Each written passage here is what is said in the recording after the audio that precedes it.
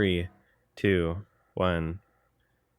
They said it was just gonna be an easy grab. Well, it ain't no easy grab. They got tea.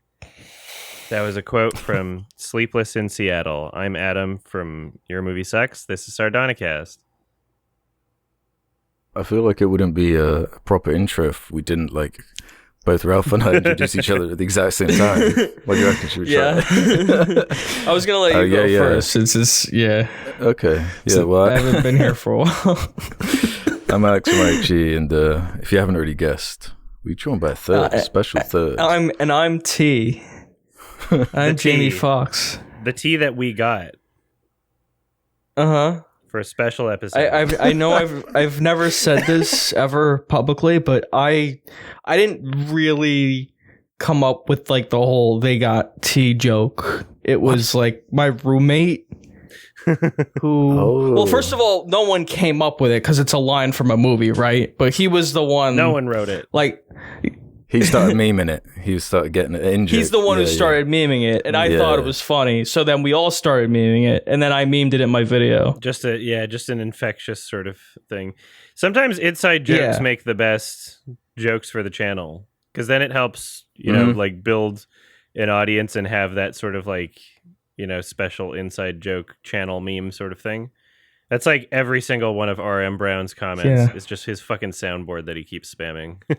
It's like a cult by the end of it. Like every single comment is just some fucking soundboard clip. It's very funny. I wonder if he's like upset about it though, that I like took his joke and like made it. Oh, your roommate? Like, you know. Yeah, like made shirts about it.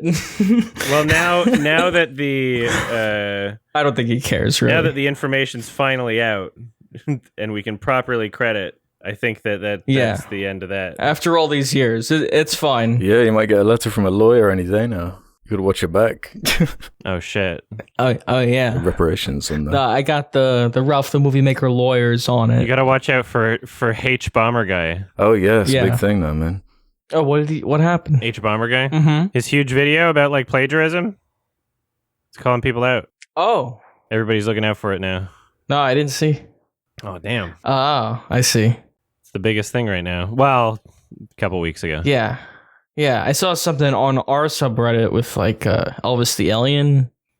Mm-hmm. Like, I don't know. Yeah, that was like a knock-on thing, I think, from H Bomber Guy, and people are looking for stuff now.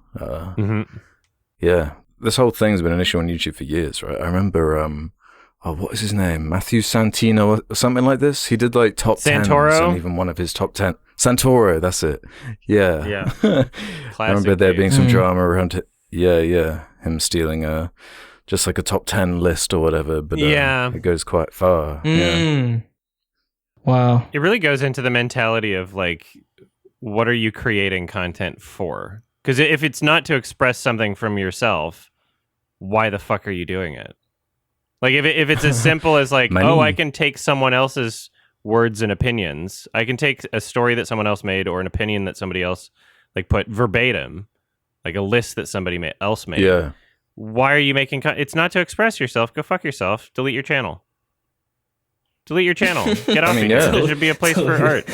Yeah, but it's like these list channels or whatever, they're not doing it for, you know, if they're making like one list video a week, there's a reason they go into the random lists online to steal it, you know.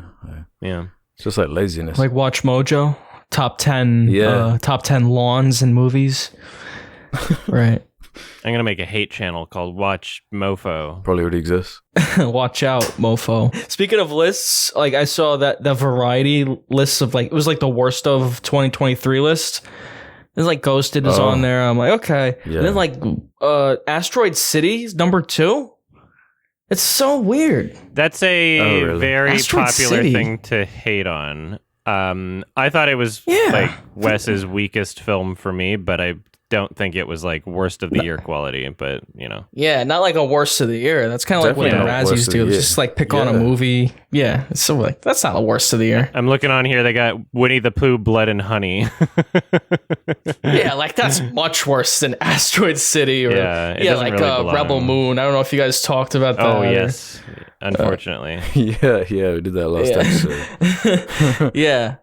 I've been like keeping up a little bit, like looking in on the Reddit mostly, and I see mostly nice things like Mr. Ralph or whatever, which is good. It's like it's better like people say that about me, right? Than people are like, oh fuck that guy, I'm glad he's gone. yeah. So it's been nice, doing that and there's I don't know if either of you have noticed this year, but like this year in particular, and I guess maybe only on Twitter, X, whatever, there's a bunch of people, and I think even, who's the director of, what's this, Sinister? The guy that made Sinister. There's like a bunch of people, some big names, some not big names, that are like, we need to cancel worst of lists. Oh, Scott Derrickson. I get that. Like that they're inherently bad to talk about the things in a year that you disliked the most. What do we feel about that? That's Scott Derrickson, by the way. That's right. Yeah, that's kind of a common like Twittery opinion. Because I remember seeing big posts about when that awful Space Jam movie from a year or two ago came out, and people were like, you can't say it's bad. Man, why can't we just enjoy things anymore? Like if you just switch your brain off, this will be awesome. And it is awesome. It's colors. Why and can't you movement. enjoy my criticism? Same argument.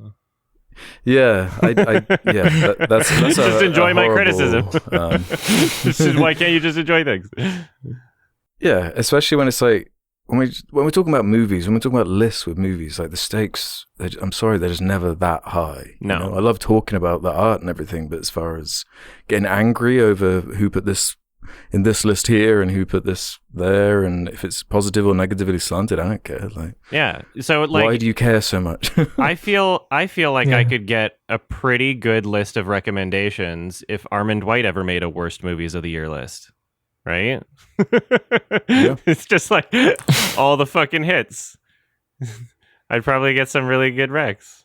It's like the opposite. Yeah, I did a video like that once. Also, some people like watching bad movies. Yeah. Some people like watching bad movies. Why not like, oh, this is the worst movie of the year. Some people want to watch, like, you might be increasing sales. I mean, any publicity for your film is good publicity. The more people talk about it, really. It could remind people that something exists, or people could find out that it exists and then be like, oh, I want to see if this is really as bad. Or maybe they'll look at the little blurb and be like, this doesn't look too bad. Right? Maybe they'll watch the trailer and be like, oh, why did this person put that on the list? And like, check it out. I don't know. It's a weird thing to try and cancel. Yeah. Well, there's heaps to learn from. It's like banning the word things. bossy. Yeah. Because there's this good clip on Banning the word on boss, YouTube. baby. There's like a 1.5 minute clip of Alan Moore talking about like why you should read terrible books because of what you can learn from it. And I feel like similarly about films. Like, don't just watch one or the other, but seeing some of the more interesting failures, like a Rebel Moon, and being able to pinpoint where you think it went wrong. It's like quite a useful exercise, and it can make you appreciate the things that get it right. Yeah. Totally. Oscar noms? Yeah, the 96th Academy Awards, baby. Worst movies. We're here. We have the list of nominees. Worst movie of all time. I was, there are some standouts here, but Where are you reading from, by the way? I've got the Oscars.org official list here, so I've gone straight to the source. 96 Academy Awards. No middleman. I guess they put it in order of importance in their mind, because it starts with actor in a leading role. Okay, so let's just start there. Are you sure that's not alphabetical? Yeah, I was just joking. It is alphabetical, but sexist. So let's start with actor in a leading role. I guess I'll just read the names in the films, then we can discuss what we think about them. Yeah, that makes sense. Or should we stop as we go? What's the best way to approach? How about you start with Best Picture, because then we can just talk about the movies in general, and then talk about the chunkiest category, because they're all basically Yeah, almost every single nominee category or whatever is just Best Picture. Okay, I'll start with Best Picture, then go back up to Best Actor and go from there. Yeah. Right, so Best Picture, what we got this year, starting with American Fiction, Anatomy of a Fall, Barbie, The Holdovers, Killers of the Flower Moon, Maestro, Oppenheimer, Past Lives, Poor Things, and The Zone of Interest. Honestly, a pretty solid selection there. There's only one or two major ones that scream out to me. The first one being, I guess, Maestro. Yeah, Maestro? Like I have to. Seems to be everybody's opinion. Maestro. Exactly. Yeah. It's Oscar bait. It's the Oscar bait movie. I've heard it's Tar at Home. It's like flea market Tar. Yeah, I watched about 40 minutes of it, and I was honestly kind of bored to tears. I had like the same experience with Alex. I fell asleep. Yeah, I just couldn't. How long is it? It's not even that long. A couple hours. It feels very long. It's like 2.5 hours. I found it way too slow, and I'll probably never revisit it. Like for my list for my 2023, I'll never revisit it. Yeah, it feels like it's stopping like every 5 minutes to basically beg at the camera, like, "Oh, are we worthy of the award yet?" You know, it's like, come on. It's so it's so desperate. It's like, man, there's something joyless about it at a certain point where you're just masturbatory. Yeah, it does feel that way, even though there's like so much like objective quality to what's going. It's almost weirdly insincere. And I know that's a lot to say based on how much I've seen of the film, but like I watched it the same day like I watched Anatomy of a Fall and Past Lives. Of course. And that was like the trilogy cap and was like, oh my god, this is like those are great movies, right? Much better movies. Yeah, exactly. So I'm like on the edge of my seat for these, and then for this, I'm like, oh, this is so like exactly what you'd anticipate and expect.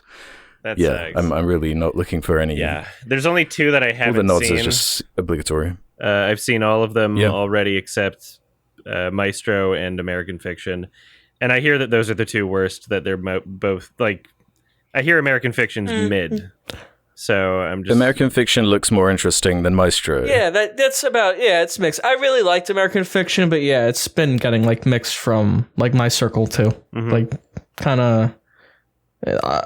I don't want to say Oscar baity. I'll give him a chance.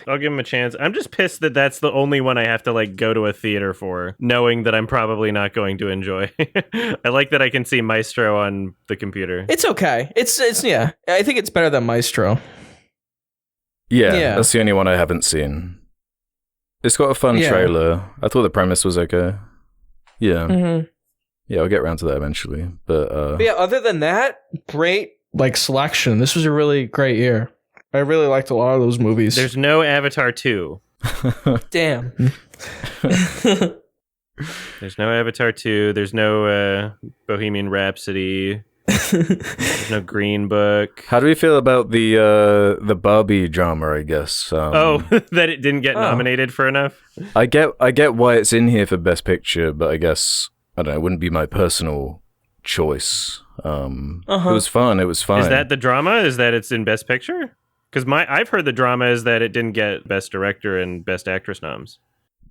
Yeah.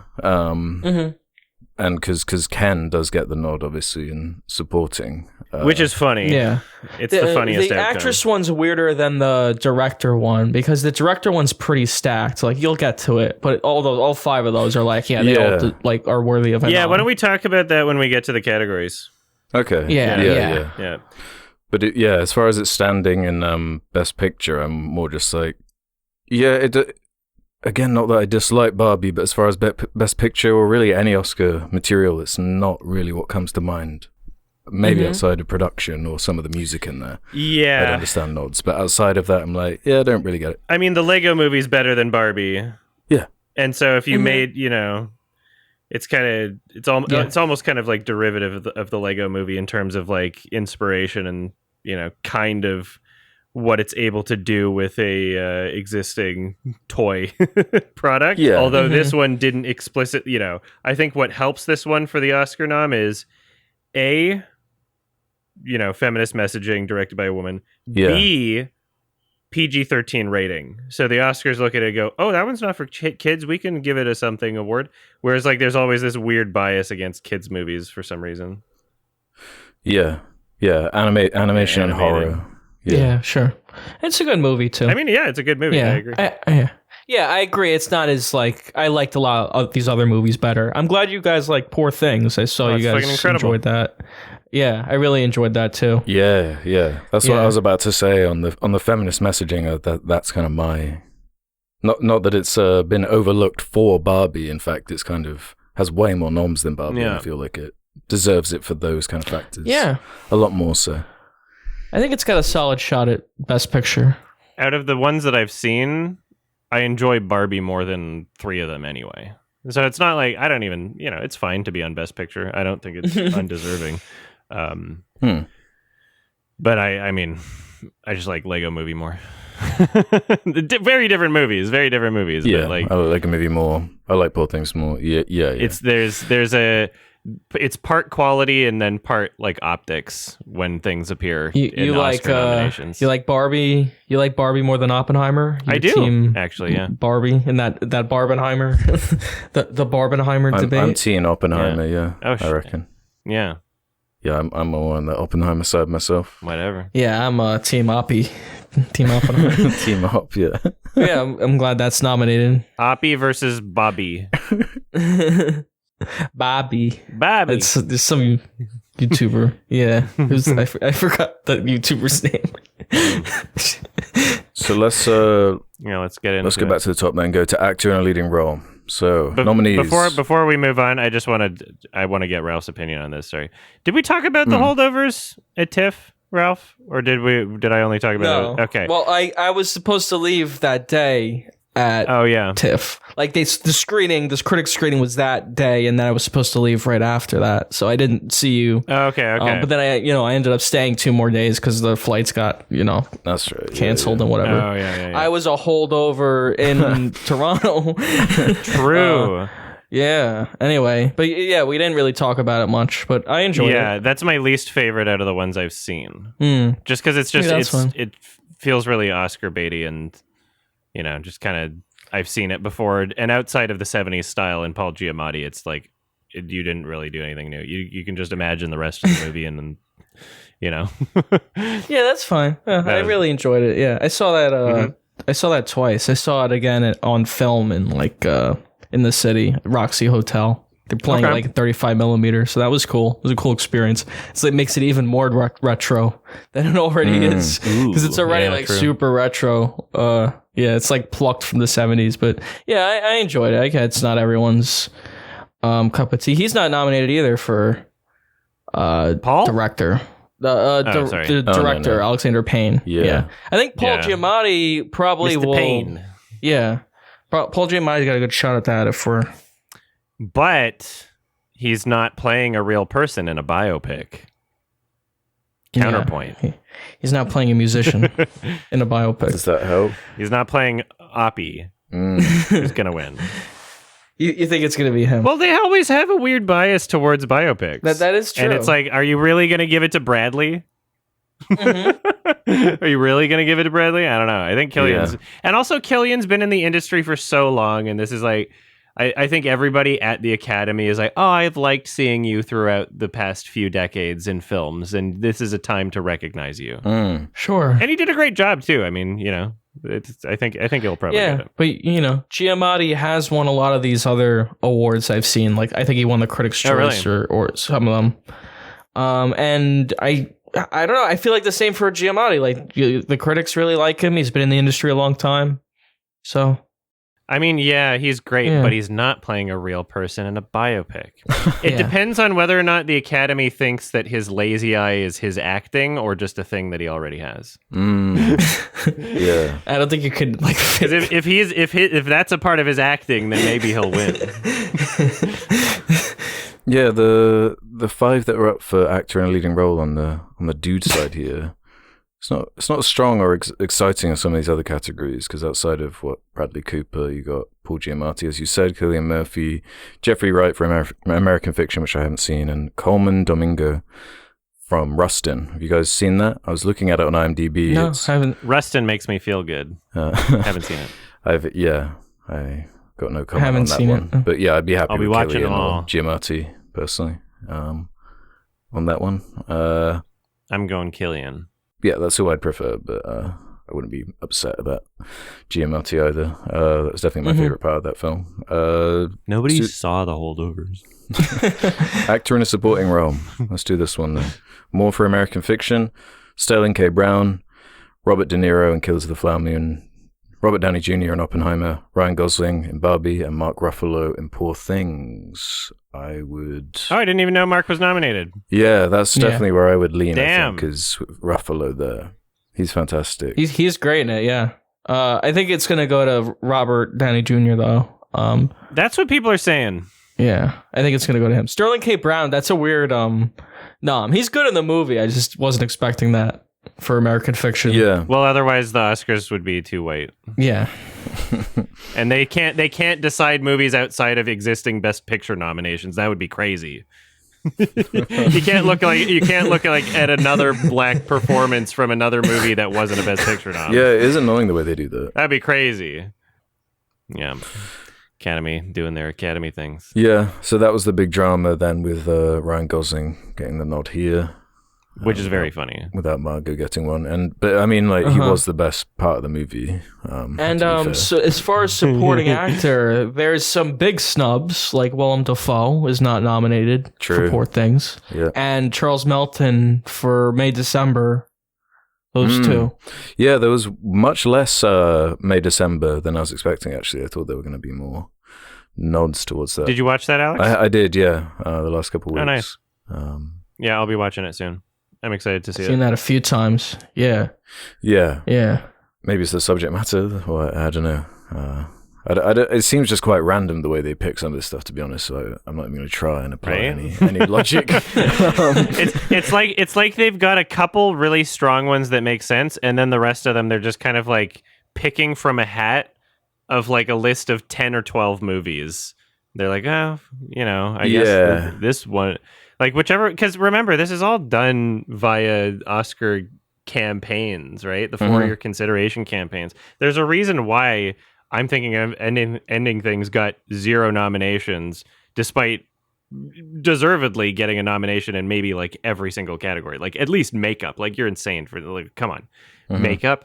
Yeah, the reason why is because Netflix forgot it existed, and therefore the Academy forgot it existed because nobody told them in the 4-year consideration campaign that it existed. Yeah, the studios like usually have enough money to only campaign for like specific movie or a certain amount of movies. So some get left out. And, they get lost in the shuffle. Yeah, you know what's fucking crazy? So the reason why Anatomy of a Fall is nominated for Best Picture but not Best Foreign Language is because France didn't submit it, and people are speculating it's because I think it was the lead from Sandra Hüller. She said some things critical of the French government in one of the press tours for the movie. It might have been at Cannes, and then the French government decides which film to submit, and you can only submit one for the Oscar, country submission. So they just submitted some other movie, which is supposed to be good. Don't get me wrong. The other one's supposed to be good. But like there's an obvious pick. It's the fucking Palme d'Or winner that everybody is talking about. Yeah. like, what do you mean? That's nominated for a bunch of other Oscars anyway. So yeah. And apparently that's not the first time it's happened.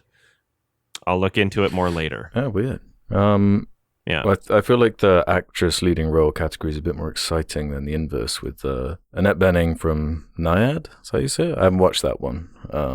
Nyad. Lily Gladstone from Killers of the Flower Moon. Sandra Hüller, as you just said, from Anatomy of a Fall. Carey Mulligan from Maestro. And Emma Stone from Poor Things. Damn. Yeah, tough competition there. Some really good, very strong characters there and good performances. I think Lily's got it. You think? I think it's Emma Stone. Oh, yeah? I think it's between them. Yeah. Those are the two in my mind. It's got to be. It's between them for sure. But I think, ultimately what I think it comes down to, I think Emma Stone's just in the movie more. Yeah, that's probably how I'd pick it too. That is a weird, like, it's barely a leading role in Killers of the Flower Moon. She got the most screen time for... Yeah, for Lily. People were saying it should have been supporting. Yeah, I agree. I think it's literally counted by just who had the most screen time of either gender, not who had the most screen time in the entire movie. Yeah. Yeah, sure. I'm just speaking from, like, who I would give it to. Yeah. Lily's great, but I think, she's not in the movie as much as, like, some of the other characters, and, like, she spends a lot of the movie, like, in a bed, like, sick. Yeah. Whereas Emma Stone, I feel, is in, like, a majority of the movie. And she wasn't even acting. They just made her sick. Yeah, and I could see it. They gave her lead it'd be a big story that, like, they give her 2 Oscars before she's 35. It's amazing, whatever. Yeah. I do think Emma Stone probably should 2 Oscars? win. Well, yeah, she won for La La Land. Oh. So she'll have 2. Yeah, Emma Stone. Oh, Emma? Sorry, I thought you were talking about Lily for a second. I was like, what the fuck? Oh, sorry. Oh, yeah, Lily Gladstone in La La Land. Yeah, she's amazing in that. Emma Stone also won Best Picture. That's right. So. she's got 3. Greedy. Yeah. She gets 2.5. Or she will have 3. Right. Yeah. I don't know. What you said about Gladstone probably should have been in supporting. I think she'd take that with ease. But True. This is such fierce competition. They got weird rules. I think Emma Stone might edge it out there. I think she will. That's where my vote would go. Edging. I'm Team Emma. She'd edge it right out. Team Emma, baby. I love Emma Stone. Well, speaking of then, I guess actress in a supporting role. We got Emily Blunt from Oppenheimer. Smoke that Danielle shit. Brooks from The Color Purple. America Ferrera from Barbie. Jodie Foster from Naiad. And Divine Joy Randolph from Holdovers. I didn't think America Ferrera was like Oscar worthy or anything. No, that's another kind of unusual one. I saw people comparing it to it's odd. The Everything Everywhere nod for what's her face, Halloween lady. Jamie. Oh, Jamie Lee Curtis. Yeah, that's Halloween right. lady. She won. Oh man. Yeah, she did win. The Nepo baby. Yeah, exactly. No, she's talented. Wow. Yeah, but like weird for that movie, It's like what? Like she's not bad in Everything Everywhere. That it's movie, like, yeah. Yeah, the same with this. It's like, she was, I guess, a fairly memorable character. She's got the speech at the end, so I guess that's why she stands out as a supporting role. I don't know. Yeah. I feel like the Academy would dodge a lot of criticism if they just let go of the idea that there only has to be 5 people in each nomination. Like, it's not like you're going to have to find extra seats to fit people at the Oscars, because these are all the people you nominated are just people from the movies that are already nominated anyway. Yeah. So if you wanted to throw in fucking Margot Robbie for actress, just have 6. Just have 6. Have 6 nominees. Why not? You make your own rules. She's going to be there anyway. Yeah, I don't get that. Fuck it. Why, why does there only have to be 5? That's crazy. Like, just let go of that idea. You don't need it. Sorry. But with who's there, who do you think is going to nab the supporting? I don't know, maybe Emily Blunt, perhaps? Yeah, smoke that shit. I did like her in Oppenheimer. Yeah, I'm not sure. It's Yeah. I haven't seen Purple or... Yeah. Yeah, Emily Blunt, sure. It's... Yeah, I'll smoke that. That's kind of a Emily Spliff. Smoke that blunt. Right, let's go to animated feature film, because this is an unusual list of movies right here. We got The Boy and the Heron, Turtles? Elemental, Nimona, Robot Dreams, and Spider-Man Across the Spider-Verse. No Turtles. Turtles was better than Elemental. I like Turtles. Actually, I've never Turtles is watched better it. than Elemental and Nimona, I would say, and Robot Dreams, I would say. I would say it's better than all of those. Well, I haven't seen a lot of those. So. I think Alex is a hater of robots and dreams. Well, I normally love robots, so I should love Robot Dreams. It's just that movie. I like the movie. Ralph, I'm not sure what you'll think about it, but I really like it. Robot Dreams. You know the other Robots movie? The animated one? iRobot and the other robots. This is Robots. Yeah. No, I know what you're talking about. That was a bad movie. Oh, Robots, yeah. Yeah. Anthony Hopkins and Rebel Moon, yeah. Best animated movie. Damn. I'm actually happy that Robot Dreams is on there. When's the last time well, actually, never mind. I was about to say, when's the last time like an animated movie from like a foreign country? There's been a bunch of like, I forget that Irish studio. I guess The Boy and the Heron. The Boy and the Heron, yeah. Like no, tons from Japan though. But this is like a Spanish one. Yeah, I like that. Although no dialogue, but I like that about it. It does have pretty beautiful animation, but I just don't love the film, especially when it's up against Boy and the Heron and Spider-Verse. I just don't think it's certainly not winning. Up.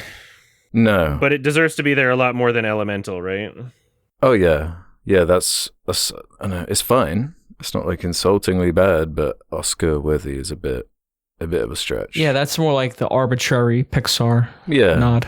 Yeah. Especially when, as you said, Turtles isn't in there. So I don't really care about the Ninja Turtles, but that film is cool and creative and weird, and deserves a nod over Nimona too, because that's like just fine. Very serviceable. I like parts of it, but I like Riz Ahmed a lot, but outside of it, quite cringy stuff in that film that weighs it down. Best case scenario is no Elemental, and instead we get Adam Sandler's Leo. Yeah, that's best case scenario. I'd probably watch Leo again before I watch Elemental. Thank you. I don't even know what that is. Did that come out? It was Netflix, straight to Netflix. Adam Sandler. He plays like a Totoro. It's not a lizard, I've been told. I can't say that. I don't know what it is. Oh, a Tuatara. Knockoff. A tartar sauce. Yeah. Yeah, and Bill Burr's in it. He's a turtle. There's a Bill Burtle. It's funny. It's weird. Oh, it's another turtle movie, like Teenage Mutant Ninja Turtles. Yeah, damn, we could have gotten double turtle movie. Yeah, but it's like one of those Adam Sandler movies he like does like under contract because he has to do like 5 movies for Netflix or whatever. I mean, I enjoyed it for what it was. That's fine. Yeah, but if Spider-Verse doesn't win, which I could see happening to Boy and the Heron. I can see that. That's the obvious. I could see Heron. I would prefer Spider-Verse though. Spider-Verse is my favorite. Yeah. Spider-Verse deserves it. Out of those picks, Spider-Verse definitely deserves it. I agree. Yeah. They kind of like one-upped the animation from the last one, whereas Boy and the Heron is kind of like Miyazaki going through the motions of like what is supposed to be a Miyazaki film. Mm-hmm. Yeah, I get that. It's Miyazaki, it looks beautiful. Exactly. Yeah, right. Like Spider-Verse is like, yeah. It's expected of him, of course. Yeah. Yeah. It's a bit more surprising how good they managed to make that film. Right. Yeah. Outdo themselves. Cinematography is next, starting with El Conde, Edward Lachman, Killers of the Flower Moon, Rodrigo Prieto, Maestro, Matthew Libatique, Oppenheimer, Hoyt van Hoytema, and Poor Things, Robbie Ryan. I think Poor Things has got it. Probably right. I would be happy with Poor Things or Oppenheimer. It's got the most cinematography. What, Oppenheimer? Poor Things. Oh, Poor Things. Okay. Well, it's an easy win because it's got the best and the most. A lot of the times the Oscars will give it to the most. Like the loudest movie gets the sound award. What's got the most in terms of pure shots, runtime? I guess for Killers of the Flower Moon, it's got the most real estate to show shots, if we're talking about pure scale. Poor Things has got the most memorable cinematography. It's got them like every shot you're reminded that there's cinematography happening. Mm-hmm. Yeah, I would definitely vote for that one. What about this first one? Have any of us seen that? This El Conde? It's been on. I'm happy it's nominated because I was excited to watch it and was looking for an excuse to. It's a movie by Pablo Larraín, who is a Chilean. So like a vampire or something, right? Yeah, where Pinochet is a vampire or some shit. And I always watch his movies. I don't expect it to be a masterpiece, but I've just kind of been wanting to watch it because I like the director anyway. So it's an interest. Yeah, I'm excited to see what the cinematography looks like. He's always had very unique cinematography. He also did like Jackie and that fucking Kristen Stewart Princess Diana one. Spencer. Oh, yeah. Spencer, thank you. Yeah, that's one to keep an eye out for then. Costume design is next. Nominees: Barbie, Killers of the Flower Moon, Napoleon, first nod there, Oppenheimer, and Poor Things. Barbie could get it. I could see Barbie getting the nod there. But again, I think I'd want Poor Things on this as far as costume design. That was definitely my favorite, most creative, memorable usage of it. Why are you sexist? It's like, what's your favorite versus what's your like actual, like what you think is actually going to win? Yeah, I think Barbie will probably win, but I prefer Poor Things. Yeah, agreed. Interesting. Was Napoleon mentioned anywhere else? Maybe like a song or something, but very few mentions. Napoleon's got more than one nom, I think, but we'll get to it. Yeah, we'll get to that as it comes. Directing then. Anatomy of a Fall, Killers of the Flower Moon, Oppenheimer, Poor Things, and The Zone of Interest. Another very strong category. I think it's cool that they gave a nom to Justine Triet. Yeah. And Jonathan Glazer. Yeah, Glaze boy. Glaze my zone of interest any day. Glaze it up. Glazed donut. Yeah, that's awesome. But like I said, it's stacked category. Like there's a lot of like Celine's song got left out for Past Lives, and again, Rig left out. But like they could just have more than 5. Those people are going to be at the they're going to be at the awards anyway. Yeah, it should just be in there. But you don't have to worry about seating. They're going to be there. Just fucking. You can cut out maybe like 5 minutes of the nonsense, boring ass Jimmy Kimmel bullshit, and then just have like one more title for each category, going like, and this is also nominated. Have you ever thought about that? No, people are only there. You can do that really easily. You could put Greta Gerwig there. It doesn't have to be 5. No, Jimmy's more important than that. I hate him. And we're never gonna get anyone else. He's gonna do this until he's dead. Ugh. But I mean, I could just spin a wheel and be happy with any of these for directing. To be honest, I would not be upset by any of these. I think it'll go to Nolan. Do you think so? My least favorites to win are Scorsese and Nolan. I would be happy with the other 3. Yeah, I'd be fine with any of those. Yeah. Not that I hate Nolan and think he's a bad director. I'm just like, he'll have a bunch of other opportunities. Like he'll make a movie in another year or 2.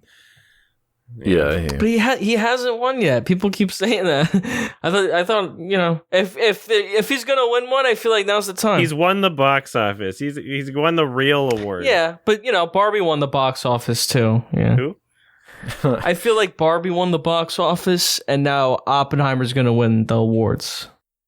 Because like Barbie edged it out. It's gonna win some awards, even though Oppenheimer made $500 million or whatever. But it's not as much money. Successful, right? The boys still have to prove to the girls that the real winners, better movie. Yeah, exactly. So that's what's gonna. This will be a real dudes rock Oscars. That's the boys need to win. This is the boys' year. But yeah, I think it will go to Nolan. I'm happy with any of those. Those are all really good movies, really well directed movies, and I love that Glazer's there. Yeah, and you got the whole fantastic. Yeah, you get your big Oppenheimers, you get your Zone of Interest, you get your Poor Things, get Anatomy. Yeah, that's a good selection there. Yorgos. But documentary feature film is next, of which I think I've only seen one of these, but I'll read them all anyway. We've got Bobby Wine, The People's President, The Eternal Memory, 4 Daughters, To Kill a Tiger, and 20 Days in Mariupol. I've only seen 4 Daughters out of that, which was excellent, but I can't talk about it as far as how it contrasts with the other films there. How come no one's credited on The Eternal Memory on this Oscars official website? It's a secret. The Eternal Memory was great. Yeah, really great movie. I'll have to check those out. And Bobby Wine is on Disney Plus, Hulu sort of thing. 20 Days in Mariupol, someone said was free on YouTube, but I don't know if it's like free officially, but it should. It's I think you can get it on Amazon. To Kill a Tiger, you can watch it for free on the National Film Board of Canada website as long as you have a Canadian IP. Okay. And the stomach to deal with the subject matter as well. It's pretty heavy from what I was reading. I don't even know what the subject matter is, so who cares? Yeah, I'll let people Google that for themselves. It's apparently not about killing tigers. No, not really. Yeah. Can I do a weird thing here? Do a weird thing we like. I just started doing like a VPN affiliate link. Oh yeah. Can I plug that? Just because it's like, oh, you need a Canadian IP. It's such an opportune moment. So if you want to watch the To Kill a Tiger National Film Board of Canada website and you don't have a Canadian IP address, you can go to surfshark.deals/YMS. You'll get a discount and I'll get a commission. Surfshark.deals/YMS. Okay, thank you for letting me do that. No worries. Unless you guys protest, I'm going to skip over some of the short categories because I don't think any of us have much to say unless you do. Boo, get a life. Boo shorts. Get a longer movie. So I'm going to go to film editing here. We got Anatomy of a Fall, The Holdovers, Killers of the Flower Moon, Oppenheimer, and Poor Things. All some familiar picks right here. What stood out to you as far as editing from these films? Because it's not what I liked about The Holdovers. That wasn't what I loved about Killers either. But I did like it in Poor Things and Oppenheimer, actually. I know you weren't as much on Oppenheimer. I said Oppenheimer. Same. But those would kind of be my standouts. I can pretty vividly remember an editing choice that I thought was very striking about Poor Things. And then I guess same with Oppenheimer, really. There's some great editing choices in that movie. Yeah. I think it has some very good editing. Yeah. Anatomy of a Fall, the editing is kind of complimentary in the background. You're not thinking about it much. So yeah, it's not like a heavy focus. Do they just nod it because there are elements that are not presented in it? What do they think? It's because it's non-chronological. Yeah, I was about to say, that's it, isn't it? It's literally just that, even though it's well, why would you give that to editing? It's that could be written that way. So why is that? Exactly. Whatever. Dude, they edit it to make it what was happening in real time, but you went back in time to do it. They do that all the time. It's crazy. When you start to think of how these fucking idiots think of each of these categories, just the most basic dumb joke answer you can think of in your head is probably the right one. Actually, how they do it, yeah. Because Past Lives is interesting with some of the editing choices, more interesting than The Holdovers to me. True, actually. Yeah. So it seems like it seems like such an afterthought category, that one. Such a small handful of people are invested in what that actually means. But international feature film is next. Io Capitano from Italy. Perfect Days from Japan. Society of the Snow from Spain. The Teacher's Lounge from Germany, and The Zone of Interest from the UK. I wonder what's going to win. Nice to see Perfect Days in there. I love that Perfect Days gets a nod. They won't win, but I was very much into that film. Yeah, that'd be cool for one. And I'm excited to see all the other ones, too. Lo Capitano is Matteo Garrone film. I love his shit. Yeah. Society of the Snow, I've heard, is really interesting. And The Teacher's Lounge was on I tried to catch it at a festival and then just couldn't, and they wouldn't give me a screener link. They're like, we're not giving out screener links right now, so it's fine. But I've been excited for that one, so looking forward to them. And then Perfect Days is good, and Zone of Interest is obviously winning. Yeah. UK coming in strong with that one. Yep. It's like a different country. Yeah, totally. It's international feature just means not spoken in English mostly. Yeah. Yeah. That's all it means. Yeah. So wait, hold on. Wait.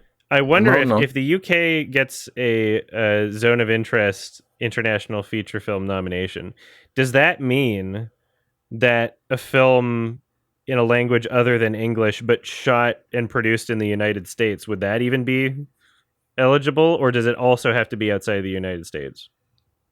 I wonder. Yeah, what is it? What are the rules? It's so inconsistent. I'll look that up later. There's loads of films produced in the UK. We have all these tax rules around filmmaking here. Yeah. Certain does that give you certain sway or something? Funds from the British Lottery. yeah, Film 4 and everything. Yeah. But next up is makeup and hairstyling. We got Golda, Maestro, Oppenheimer, Poor Things, and Society of the Snow. Poor Things? Again, yeah, Poor Things would be a good one. Yeah. Even Oppenheimer, I think, had some good age makeup throughout the complicated timeline.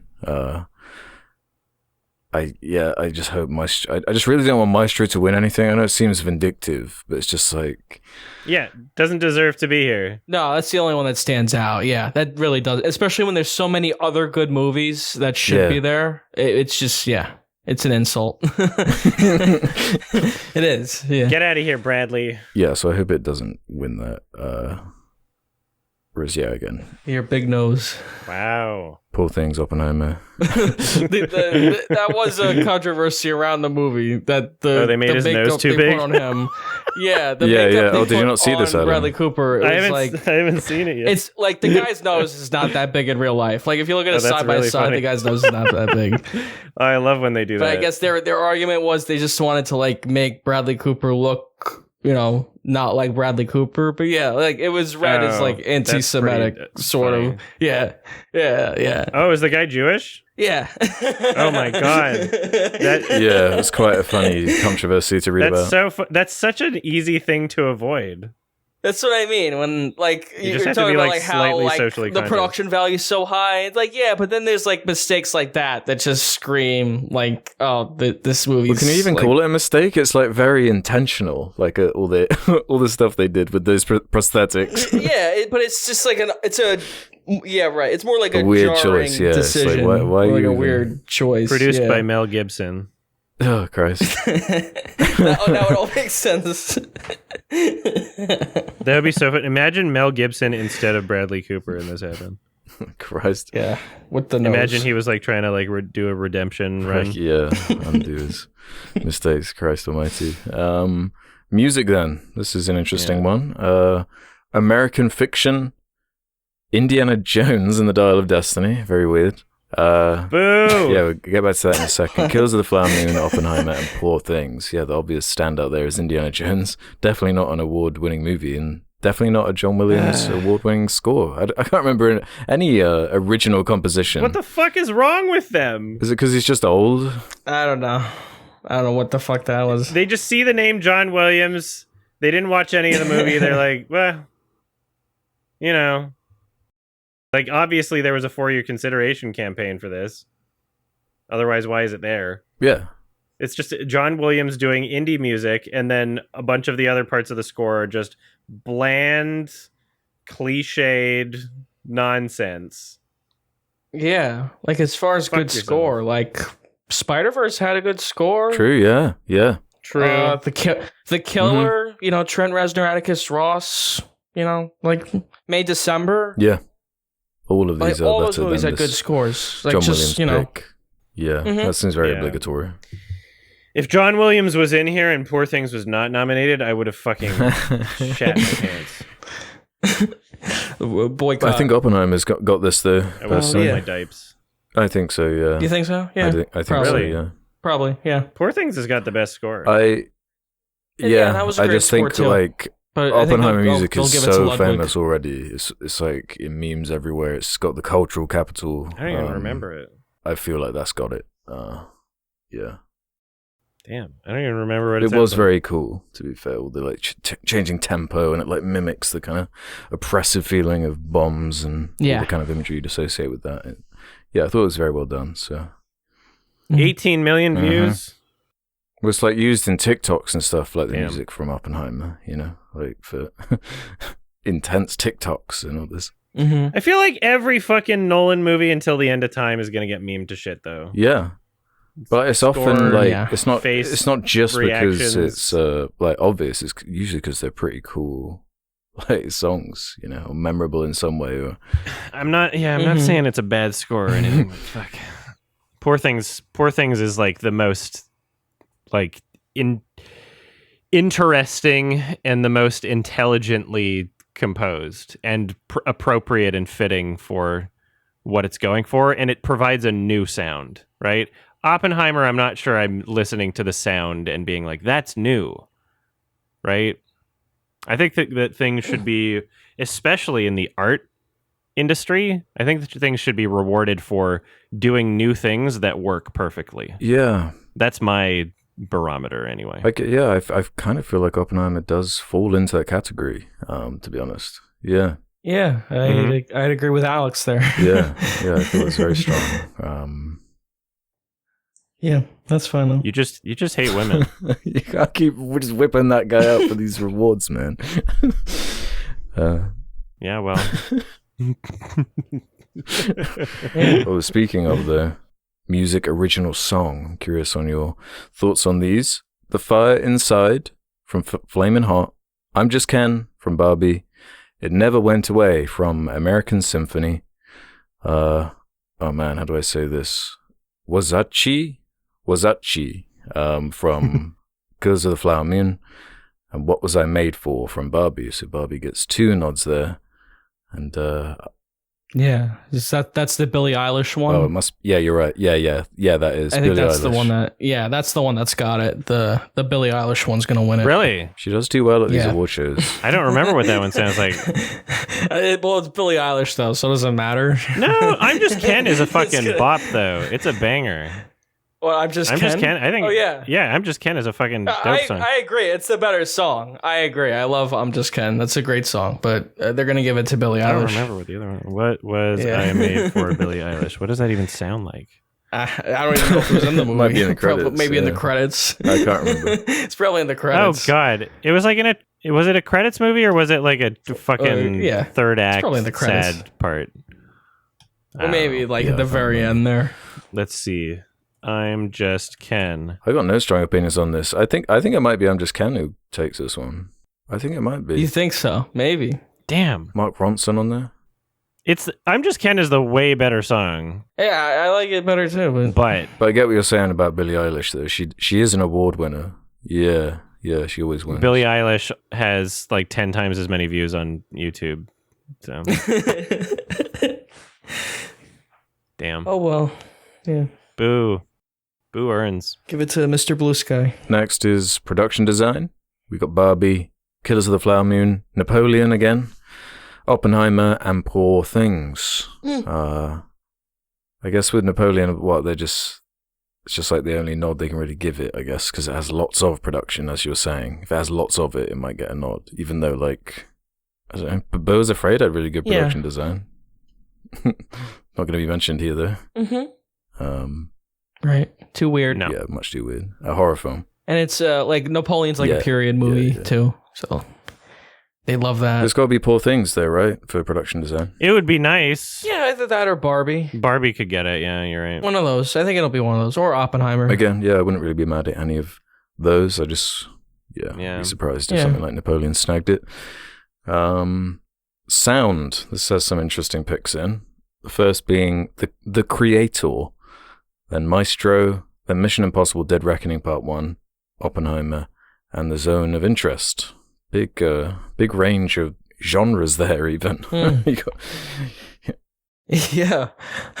Action movie Mission Impossible, the sci-fi epic The Creator, Maestro, and Quiet, The Zone of Interest.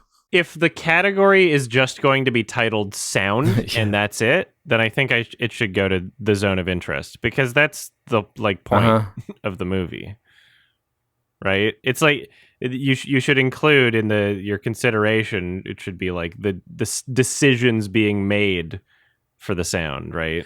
Yeah, so which does that include Zone of Interest should get it. Already existing licensed music choices? Does that count as a sound choice? Because there's a very odd one in The Creator where they pick like a Radiohead song to play for like 1 minute. Oh god. Does that count, or what does it mean? The sound effects, like what are we talking about here? Because it's just the general blanket of sound, I guess, because it's hard to judge it. when you're just watching a movie, I guess, like what's mixing, right? So it's just like, I guess, use of sound and that umbrella of it. But yeah, I don't know. Could go to any of those. Those are all. That Poor Things, is that even nominated? No, it's not. No, it's not. No. Probably go to Oppenheimer. Probably will be Oppenheimer because, I guess people associate bombs with sounds. It's so they'll be like, there's lots of bombs and sounds in that, right? It's got a big, big boom. It was very loud, and, they had some good choices also for when to not be loud.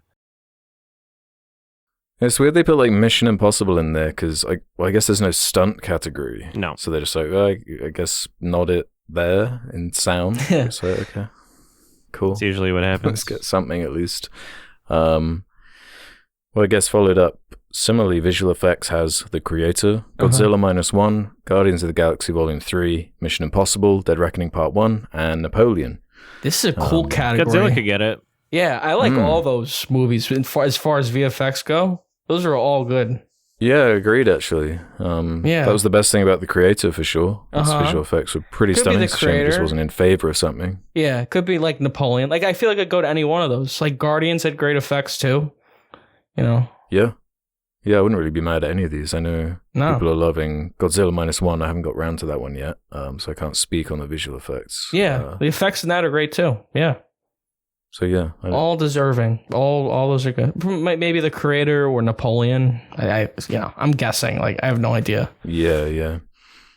Okay, we're down to the last two, both writing.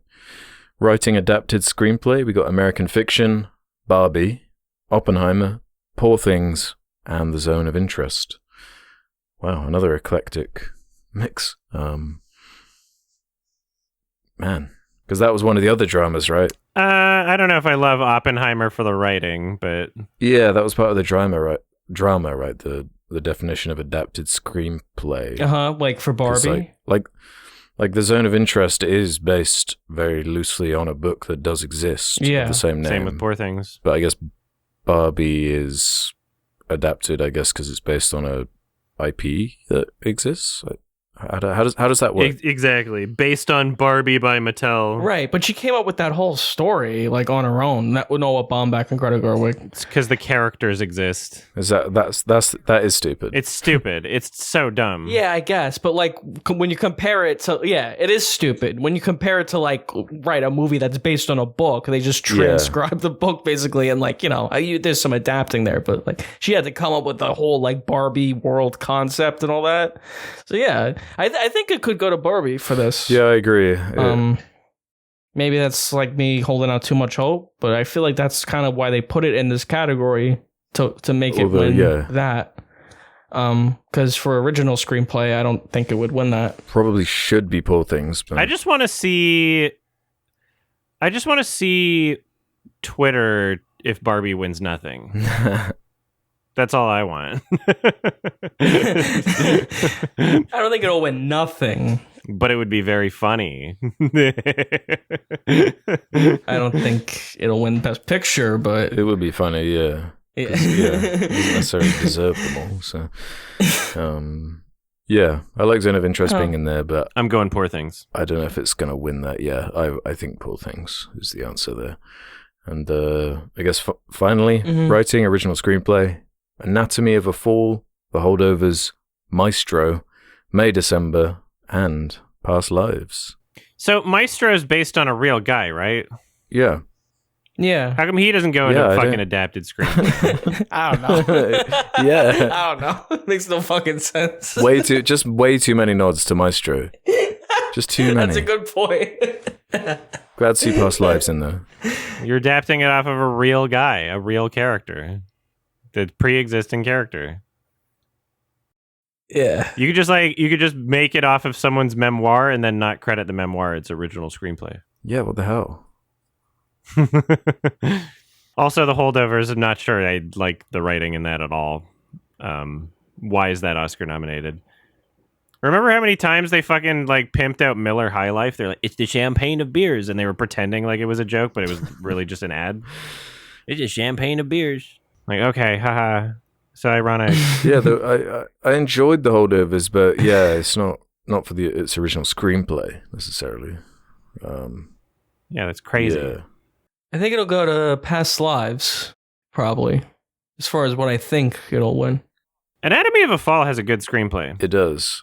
Yeah, that too. It's a good screenplay, but I kind of hope it's Past Lives. Yeah. Yeah, I think Past Lives. Although I wouldn't be annoyed by Anatomy either. Yeah. No, it's not. That's a pretty good nom. Yeah, kind of a snubbed film overall. That one, Past Lives. Some good noms here. I mean, it's a very like small indie thing. I don't know how it could have been nominated for other categories for sure. I'm happy to see it nominated for anything, honestly. Yeah. Just historically. Yeah, I guess that's it. All right. We're doing fucking Maestro sweep at the Oscars. Yeah, that's everything's turning up Maestro. as far as like some of the lists we've covered over the years. There have been much weaker ones than this, I feel. A lot of them. This is a very inoffensive one, yeah. Yeah, exactly. A lot of the categories, I feel like I'd be happy and I could just like spin a wheel and just be happy with what it lands on. For a bunch of them, Maestro is the big standout in terms of like, what are you doing here? And one or two of the Barbie ones as well. I'm like, yeah, it was fun. I'm glad it was successful, but like, why don't we just chill a bit? You know, there's some better films that came out in 2023. Yeah, sure. Yeah, just don't be limited to 5. You did the same thing with the fucking Best Picture category, too. They know how to do it. 1, 2, 3, 4, 5, 6, 7, 8, 9, 10. They're doing 10, like, fairly consistent, right? But there's some years where they've had 9.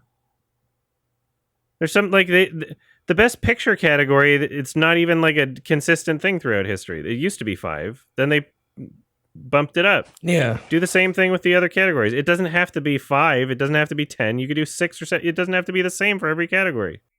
If there's something that you feel like as an organization would help to be in the nominations, even just optically, just fucking do it. What's stopping you? You're so stupid. The more interesting thing to think about, though, is what percentage of viewership they're going to lose this year compared to last. You know, there's an easy solution for that one, too. Let people access it on your fucking computer. Holy shit. How old and out of touch do you have to be? Yeah, it's like impossible to watch. When I'm screaming these very easy solutions at you. Yeah. You can run ads on the internet too. You can still do this. You can still run ads. Wait, so how do you actually watch it? Because I've never watched it because it's on at like 3 a.m. in the UK, so I've never cared enough to watch it. Last year I watched it. I watched it like illegally. Like my friend pulled it up on like a website because we don't have cable. Like my friend didn't have cable, so like how the fuck are they supposed to watch it? So you have to have cable to watch the Oscars. I think that's probably a lot of young people. I pay for fucking cable, and I'm the only person I know that pays for fucking cable so I can watch one program once a year. Wow. It sucks. Yeah, it's the Oscars, yeah. Yeah. Damn, you should be able to tune in from like Twitter. Like, why are they being like that? I should be. I know, it's absolutely ridiculous. Like I usually just look up the winner. Like I just look like a list the next day. Yeah, I don't care about watching it. You don't give a shit anyway. So honestly. I'll be doing an Oscars live stream, everybody, on the YMS YouTube channel. Check it out. We do it every year. Woohoo! I'm sure it'll be fun. We shit on Jimmy. Sit through Jimmy every year. Enjoy Jimmy every year. The Jimmy shitters is what they call us. Fucking Jimmy. All right. There's a film recommendation. The Oscar-nominated Waterworld. From Ralph. Yeah. Sadly. I thought it was a good recommendation. Waterworld. Did people want me to recommend it because I can't say water? Because that's a really funny reason. I think that's why. because your accent. That's because I say Waterworld or whatever. Waterworld. Waterworld. Oh, I'm gonna sound like such a twat saying it. Waterworld. I think that's why. But it's a good movie to talk about. It is. I think. Had you seen it before? Yeah. Me? Yeah. Yeah. I'd seen it. I'd seen it when I was like a kid. I'd seen it years ago because it's based on a ride or it's based on a stunt show in Universal. The stunt show came first? No way. Yeah, I believe so. Oh, really? I believe it was when the park opened, or like around that time. It was Universal Hollywood, and it's still open there. If I'm wrong, someone can say in the comment. But I think the stunt show came first, and that's like what it's based on. No. It is no. The stunt show is based on the film. After. So the Waterworld film was what I read was it was pitched as Mad Max but water. Yeah. So let's see when the stunt show. You could tell. The stunt show opened. That's clearly what it is. It's pretty blatant. Yeah. Damn, the stunt show opened in 1995. So they were fucking. Oh, they were on it. They thought this would be a hit. Yeah. Yeah. Oh, okay. They're invested deep. Wow, that's crazy. Actually, and it's still there. It's a good stunt show. Maybe they wrote the movie with the stunt show in mind. Yeah. Like the Mario Bros movie. Nice. Yeah. Synergy. That's interesting. Yeah, months after the film got released in theaters, the stunt show opened. Mm-hmm. That's crazy. Yeah. That's funny you mentioned the similarities to Mad Max, because it's pretty obvious from like the second the movie starts. Yeah. That it's like Mad Max, and they're even like after Fuel or whatever, which is like the main conflict of Mad Max. Yeah, the smokers. Totally derivative. The guy in like a helicopter, like the Road Warrior. Extremely derivative. Yeah, it's like Pal World type stuff going on. There's a kid. There's like a little kid, like Road Warrior. It goes from derivative to ripoff. Rip-off is the category that I would put it in. Yeah. Right. What if we had Mad Max, but he was wet? Without all those Aussies and their damn accents going around. Damn, that really made it like highlight to me how much that Aussie setting does help the kind of the tone of a Mad Max, because what is even the tone of Waterworld? Because it does sound like a theme park ride or a children's book, one of the two. And it doesn't really do any of those things that well. It sounds like a children's story, but then it is kind of quite a serious tone. It's a very dour Kevin Costner kind of just going around on his boat like in a strop, and there ain't much fun to be had. There's like swashbuckling music and there's like pirate imagery, but like the main character, like he hates his life. Like it doesn't even seem like he wants to be there. He's like miserable. He hates women. He hates children. Treats people like total shit. Yeah. He kills little girls sometimes. He said that. And he tells that to other little girls. It's like I hadn't seen this I'd seen like snippets of it, clips of it. I knew like certain scenes and whatnot from this film, because it is kind of infamous for how bad of a bomb it was at the time and how ridiculously inflated that budget went up to. Like pre-Titanic, it was the highest budget for any film ever made at that point. It's like, what? For Waterworld? Because they completely underestimated how difficult it is to incorporate shooting on real water on the ocean. Allegedly, Spielberg warned them not to do it, and they didn't listen. Yeah, it's like, funny. Man. I didn't know that. All these water films are cursed, like James Cameron's The Abyss as well. Like, you hear the cast talking about that film, they're like, I'd rather not talk about it. I've still got like chemical burns and all this nonsense from the hell of working on those kind of films. And of course it's inflated the budget to a point where I was reading something about like one of the producers was mad because everyone talks about its bomb status, but it like years and years after its release it did start turning a profit, and they made like $10 million on it being getting the TV license and the DVD sales and whatnot. There's a 4K Blu-ray now. Wow. What? There is a 4K Blu-ray, but if it's like $10 million on a investment of like 200 million, it's like it's pretty awful for like 30 years. However long. Yeah. So it's like, all right, it's not worth it.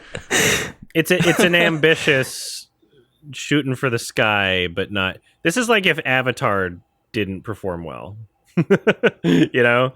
Like, oh wow, this is the most expensive movie ever made. Yeah, and if they tried to make Avatar before the visual effects were ready. I think it puts into perspective like how modest budgets were compared to now, because I think even like 175 million, that was the budget. That looks modest compared to Indiana Jones and some of the stuff we got last year. Well, Indiana Jones is nearly double that. Think about that. Yeah, exactly. That's what I mean. it's gotten like exponentially more expensive. Yeah. Keep in mind inflation also.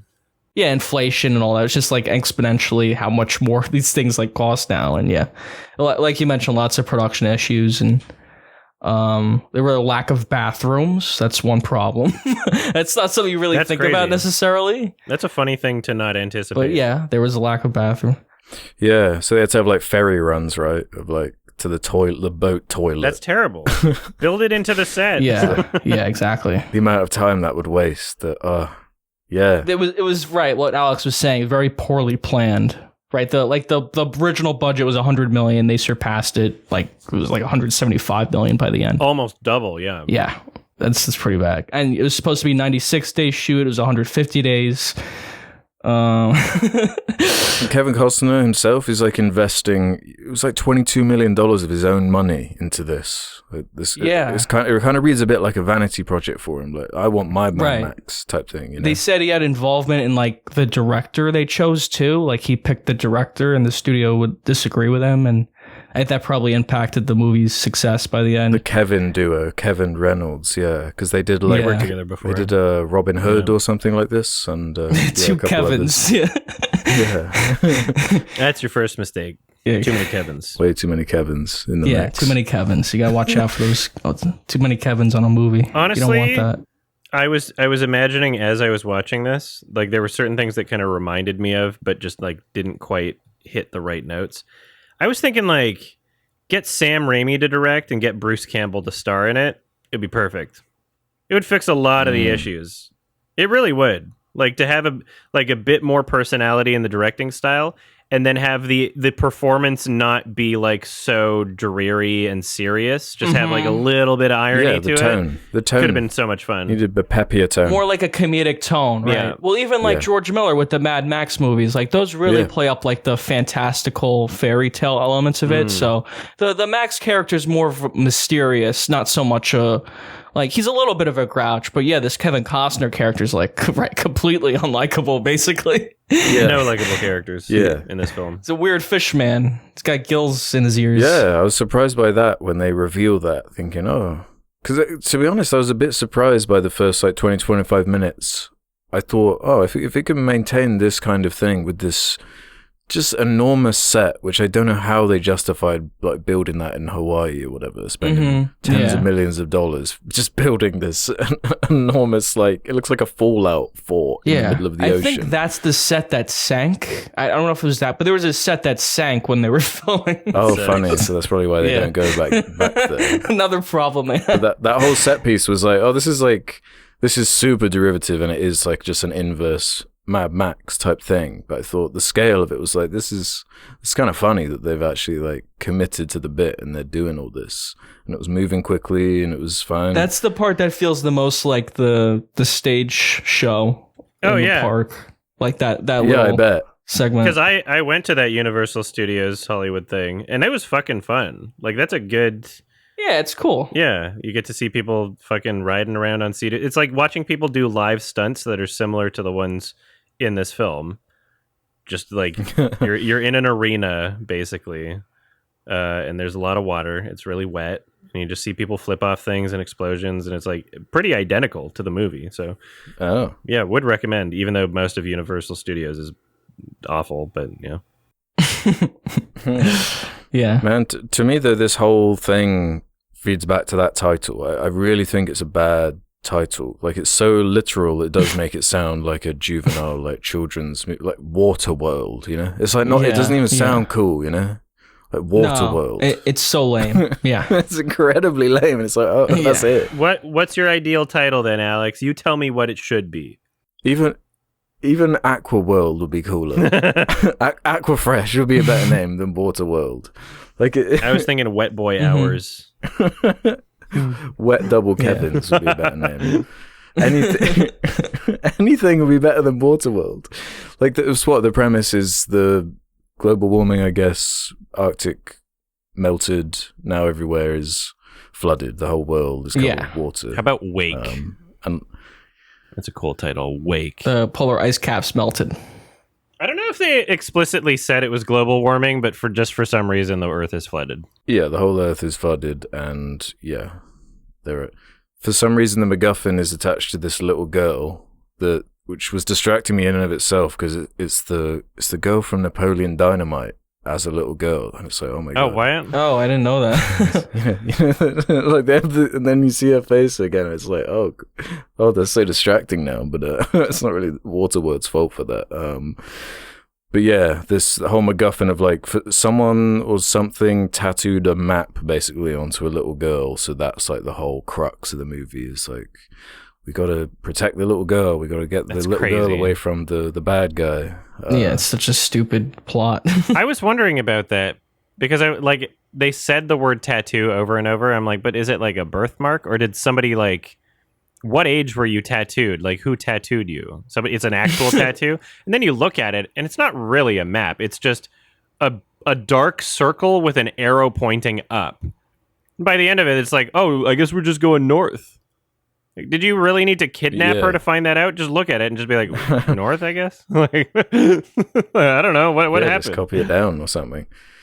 Yeah, it was like, what, with all the pirate stuff going on, it wasn't enough just to have a treasure map, whatever. That a prophecy. Had to be attached to a person. So like, you have to have a child actor in there to improve all the scenes. The prodigal child is what they said. Yeah, it's have a dynamic with Kevin Costner. The scene where he threw her off the boat was pretty funny, though. I clapped. I just wasn't expecting it. There were a few of those. Yeah, he's like that scene at the end where she like falls off of the float. She falls like 6 stories like into the ocean and just starts swimming. Hey, I can swim, everybody now. It's like, what the? Yeah, that's right. Yeah, it's just not like the world is just not very interesting compared to the Mad Max films or something like that. Like the world building and the characters are not as compelling. And yeah, just like talk about derivative. Even the music cues, man, were like Star Wars and shit like that. It sounded similar to other films. Certain music points of the music. Yeah, the music was the worst. Yeah, and on the world board, it was awful. Yeah, all that stuff was the worst as far as like it wasn't having any fun with its own premise, because you probably could do something with Waterworld. It's definitely ambitious, like the big sets and everything, and some cool the contrast, stunts. I guess, of the visuals of everything's like this. They all look like they're from Fallout, so they're all like brown and dark green or whatever. Yeah. And that contrasting against the ocean is kind of interesting and could be kind of more cartoony and fun, and more of a Miller type framing. But man, with the world building stuff, that it's such a pet peeve of mine, and it's such a delicate game to play when you're like setting up your world, like the lingo that's going to be thrown out, like calling the villains smokers or whatever. It's already on the nose with them being like the oil powered faction that's chasing them, whatever. But they are also literally all smokers. Like they're all passing around cigs. Yeah. And so what? Also, they are. Is that? And then it's trying to I couldn't tell if it was trying to be funny. I think it was at points, because a really very, very weird thing I read about this was Joss Whedon being hired to script doctor the last third of this film. It's behind every bomb. Can't keep getting away with it. It's very weird, that, isn't it? Because but then you remember in the 90s, early 2000s, Joss Whedon was considered he was like the nerd writer. Everyone wanted to fix things at that time. Yeah. People love Buffy. People love, Firefly and all this stuff. Pre-Marvel and that kind of overdone style of dialogue, he was like quite a hot item people wanted. But then you get, really weird jokes that must have come from him that just didn't match the tone. Where there was that, do you remember that joke where like the villain, he's joking about like, oh, don't say him by that name. He might not go by Chuck. Call him Charles. And it's so presented as if it's supposed to be, I guess, like a funny, quirky line. But it just none of it lands. It's like, what? Yeah. Because then 5 minutes later, you have like a scene of the townsfolk begging Kevin Costner, absolutely on their knees, begging for his seed. Like just straight up. Yeah. Oh, that was a fucking weird scene. There's a few of those where it like suddenly just goes to that. That was like such a dated scene. Yeah. Like, take my daughter or whatever. She's like, looks like she's like a teenager. I was like, what the fuck is this? And that's kind of how they deduct that he's a fish person, right? Because him not being interested in that that trade. They're angry at him because they don't like take their daughter. So they like touch his ears, and they're like, "Oh, he's a fish person." There's more out of like vengeance for that. It felt like such like an odd. Like the movie did not need that. It really didn't. And the whole inclusion of the like mutant or whatever, they do nothing with. Like he's like the only mutant that's really in the movie, right? They don't do anything with that. Right. He's the only one, and there's never like So it's like, why? There's no water tribe. They kind of pay it off at the end there when he has to go back into the ocean because he's like, I can't be on land with you. Oh guys, yeah, I'm getting land sickness. Fuck that line. That was the worst line in the fucking movie, and they saved it right for the end. My mom says you're probably getting land sickness, but if you just stay here for a while, it'll go away. Fuck off, land sickness.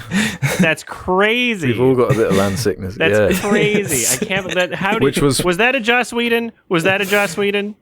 That must be a Joss Whedon, right? Maybe. I don't know, because it's presented in like a really serious scene where like the little girl, she's like in tears because he has to leave, and yeah. Well, then there's scenes of like the Dennis Hooper character like sticking like a fake eye in his like eye hole, and then he's like, "Why does it look, everybody?" And that's clearly for gags. It does look like shit. Yeah, that's an iconic line, but it's. It's just weird, totally, right? Very, very odd. Yeah, when he like turns around for the camera and says, "We got to keep an eye out for that freak," and it's not even clear if anybody's like near him, but he reveals the gouged eye. Yeah. Great movie. It's funny. Hey, I appreciate like the practical stunts and like the explosions. It's very ambitious. Definitely more than you get in a movie today. Sure, I did enjoy that. And I think like I had this rated really low on Letterboxd. It was like a 3 or a 4. I think that's too low, but it's not very. It's more like kind of mediocre than I'd say it's bad. Mm-hmm. And I can appreciate like some of the action stuff, but mostly it's just very derivative, bad world building, and I really I was more interested in like talking about the behind the scenes stuff and the box office failure of it, and I find that more interesting than the movie itself. Yeah, it is one of those. Have any of you guys heard about the Ulysses cut? Yes, which I decidedly it's like 3+ hours long. Did not watch. No, I haven't. Yeah, imagine like what is it? What's the cut I watched? It must have been 2:15. That's the theatrical, yeah. Yeah, that's like what I watched. Yeah, and that's already bloated. Like by the hour mark, I'm like, okay, you've clearly shown your hand here. Like, yeah, and it does peak a bit early with the production design, with the kind of gimmick of it all. Like, man, the fact it goes over 90 minutes it's asking a lot of the audience there, because that whole like boat attack at the end and all of that, like you're just tired by that point. You're kind of exhausted by all of it. And you're like the investment isn't there. There's just you're not invested in that lead character. You're not invested in like the mystery of the world or the world building. There's just like nothing to cling on to outside of that kind of wacky over the top production design, and everyone looking like they're from Mad Max or Fallout or whatever. But outside of that, it's very... There is something kind of funny about it.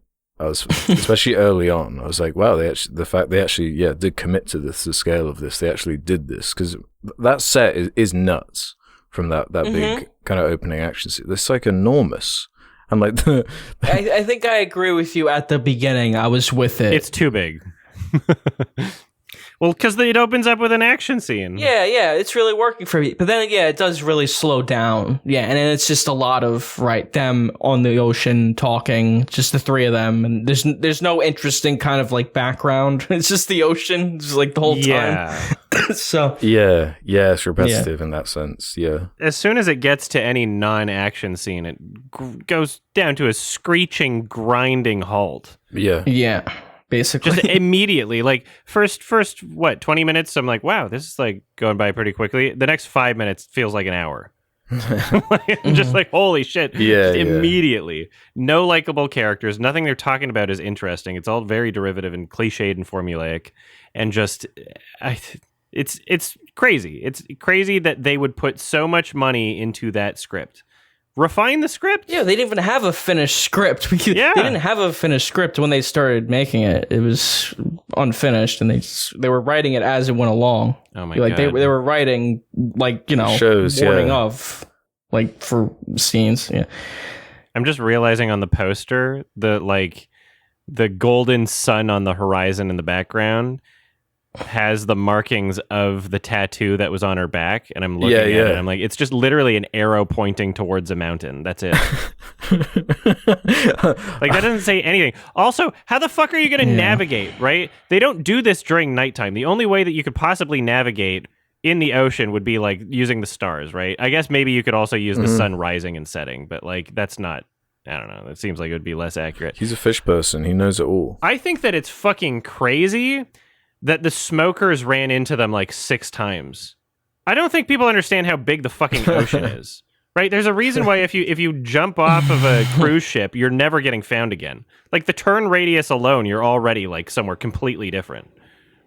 Mm-hmm. The ocean's huge, and this is not even this is the entire planet is now covered in water, and they just bump into people. It's the smokers again. They just bump into each other. Once is impossible. Fucking 6 times? That's pushing it, right? That's insane. How does it keep happening? Yeah. It's absolutely infuriating. Yeah, it's funny. I'm glad you mentioned that poster, though, because it definitely belongs in the conversation of, worst posters ever. It's terrible.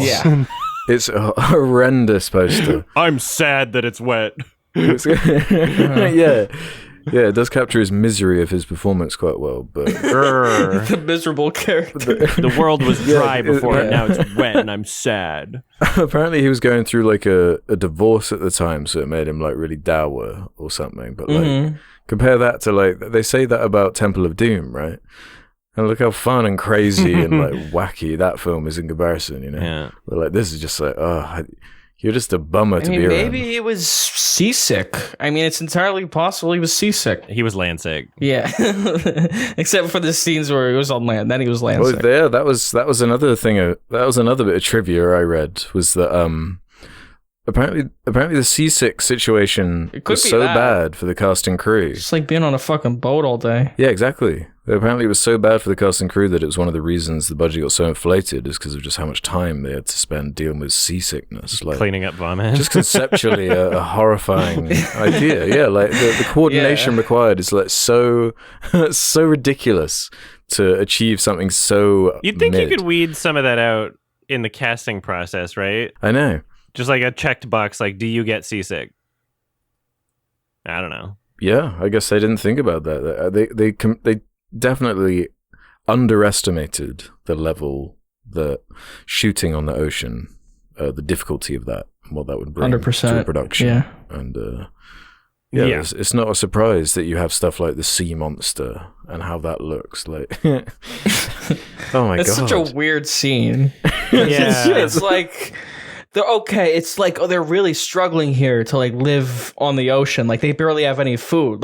He's about to throw them off the boat because they don't have enough food. True. And then he just blows up this fish randomly in the ocean, and then they have we got a shit ton of food now. Don't worry about that. It's no stakes to anything. It's a big cartoon. He uses himself as bait, right? He swims way behind the boat as bait, and then the big cartoon fish jumps on it, and then he explodes. What happens? How does he catch it? I thought that this fish gave even more stakes, because at first you thought, well, why don't you just hang out in the water all the time? And then you go, oh, there's fish monsters. Yeah, exactly. They're gonna eat you. So now the water's even more dangerous. Even though, but how did he kill it? Live there. I don't remember. Do to it? That was kind of a blur to me. I was just kind of thinking about how it wasn't practical. That early CG, yeah, a bit of a contrast to Jurassic Park, for sure. Yeah. Speaking of Kevin Costner, sorry, go for it. I was just gonna say he had a really cool boat. Kevin Costner had a really cool boat. The boat was cool. Yeah, it could do anything. It was built for any situation. No matter what you did to him, he's okay, I got a parachute or something. It'll get him out of it. And at the end of the movie, after it's destroyed, he completely rebuilds it from scratch and drives away on a boat. He completely rebuilt from scratch. So That was a nice touch. What's crazy about this film, Alex, you mentioned briefly Temple of Doom. Yeah. The conflicting tone is further exemplified by just how non-complimentary the score is. So the score is constantly doing these like triumphant sort of like at the beginning of the movie when nothing's happening, like ba-ba-da-ba, and it reminds me so much of the Indiana Jones score that it was probably just like used as temp music. It was probably Kevin Costner was like, do Indiana Jones. But what they filmed doesn't match that. What they filmed is kind of like weirdly serious and like depending on the scene. Yeah. A lot of the sounds that are shown through the soundtrack are just not earned at all. Doesn't make any sense.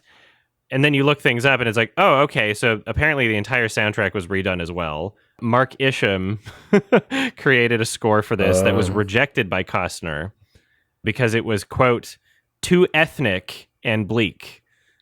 Which is a weird thing to say, ethnic. Wow. What did he mean by that? And so then Mark Isham was like, oh, I can try again. And Kevin said no and hired another guy. And that's why we have the score that we do. Wow.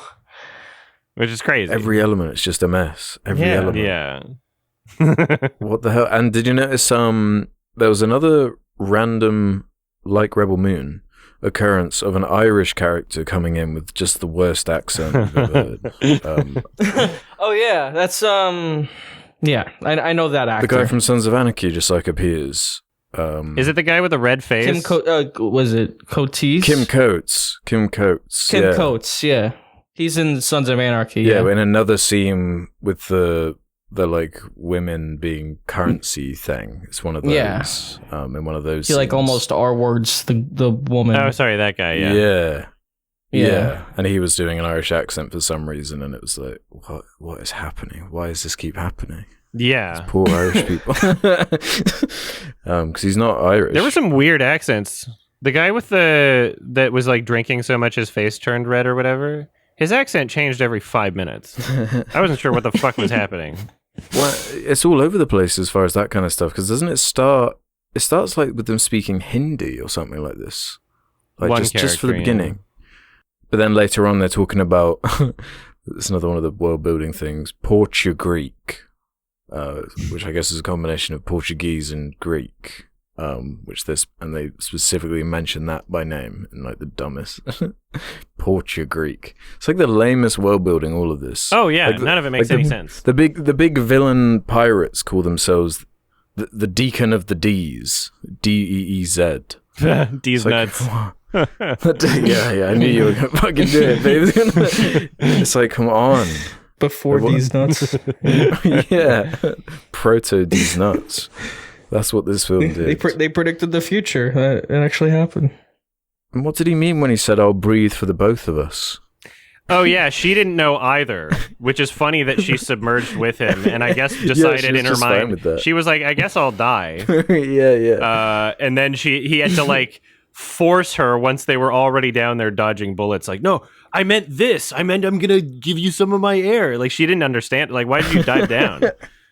I'm going to breathe for both of us. Okay, I guess that means, like, what? I'll just die and you'll live still? I don't know. It was crazy that she didn't understand, but she went with it. It was romantic. It was beautiful. A forced underwater kiss. Yes. Yeah. Very consensual. Just a creepy character. Just so unlikable. Like, everyone. He's so unsympathetic and just like, yes. Why does it have to be this guy that we're following? You want to have like an Indiana Jones type character with some charisma, with some like, he's suave, he's got something going about him, instead of this miserable guy who like seems to just hate his entire existence. You could have a character that's like, he's scared of eels. He hates eels. Yeah. That's why I did enjoy like the Dennis Hooper character, because at least he was chewing up the scenery, acting goofy. Something to like cling on to in the film. Yeah, I needed more of that. Yeah. Like more like a Mad Max villain, you know, where it's just so cartoonish and over the top. Mm-hmm. Like like Fury Road is just basically this concept just done well, you know. Well, the second Mad Max was already as well. Like, forget about Waterworld being thrown in the mix. That's like ignoring everything that worked about those movies. Right, Road Warrior. Yeah, in direct comparison with this movie. I mean, it's just such a better film. It's like not even a comparison. I'd like to point out the very opening shot is him drinking his own piss. Like that's the first thing we right. before any dialogue. He's piss drinking, and he has a little contraption that sets the stage. That's Yeah, he has a little contraption, and all I'm thinking is, okay, whatever mechanism you're using to extract clean water from the piss, surely you could do with salt water, right? that's exactly what I thought. Like, the way to do it is just it's condensation. You just you either boil it or you find a way to. Yeah, I'm like, does it have to be piss? Is it like you can only put piss in there? There's water all around you that you could probably turn into clean drinking water. Yeah, there is something symbolic about that. Yeah, you're in Waterworld and you're drinking your own piss. No, he likes it being that way. He's like he does that on purpose. How many times can you recycle your own piss? If you can't, does that just suggest that he can't drink the other water? That's exactly what I was thinking. Like, does he keep drinking his own piss just like consistently? But then he spits some of it into the plant. So I'm like, okay, he must have some other kind of water source. Yeah, where's your other water coming from? Just rain, I guess. Yeah, but then I guess he buys it from the whatever. It doesn't make any sense. He specifically gargles his piss. Like that's the detail I noted down in my notes. Like he gargles his piss. Like he doesn't just drink it. He's like gargling it. It's like, what the delicious. Fuck? Such a weird way to introduce your cool swashbuckling main character. Yeah. Yeah. Very, very odd. So that dirt is very valuable. He shows up with dirt is like currency. With like a jar of dirt. And they do this thing where the guy basically like he has it on a scale or whatever, and he tastes a bit of it and puts it in his mouth for like purity, it's drugs, it's valuable like drugs. Like I get it, but like, are people cutting dirt with something? What would they be cutting it with? Like what? Sand? Yeah, like what are you? You're doing that for a reason, right? Yeah, they dilute it. Yeah, that's funny. That's most of my criticism. That just feeds into the stupid world building. Yeah, like they got currency still though. Chits. Yeah, 62 chits he got for his dirt. So what? Why? Surely you'd be like just trading at this point. Why do you still have? Like that was a cool thing in Fallout, like the bottle caps. So like metal is rare and valuable, so it gives it some reason for why it's a new currency. Whereas like what are these like chits? They're like gambling, I guess. Yeah. You're in Vegas? Like what's going on? For one sip of hydro, please. They stopped calling it water that far in the future. Now it's hydro because it's cool sci-fi. Yeah, very cool. So I'm just gonna go in order here because I have a lot of issues with everything that they set up. So they have pictures because the girl's drawing like the horse, and it's like, oh, I saw it in a picture. It's like, okay, well, I guess do you have cameras still? I'm not sure, right? They have, oh my god, he has a prosthetic ear in a world where soil is hard to come by, but he has a prosthetic ear to hide his mutation, where he has gills just behind his ear. So is that the implication of that? That was a fake ear. Yeah, those are his gills underneath. It wasn't like. I thought that was the implication. It was a prosthetic. I wasn't sure if that was like his natural. No, like, I think that's just how his ears work. Entrance to the gill was. But I get what you. It does look like it's lifting a prosthetic.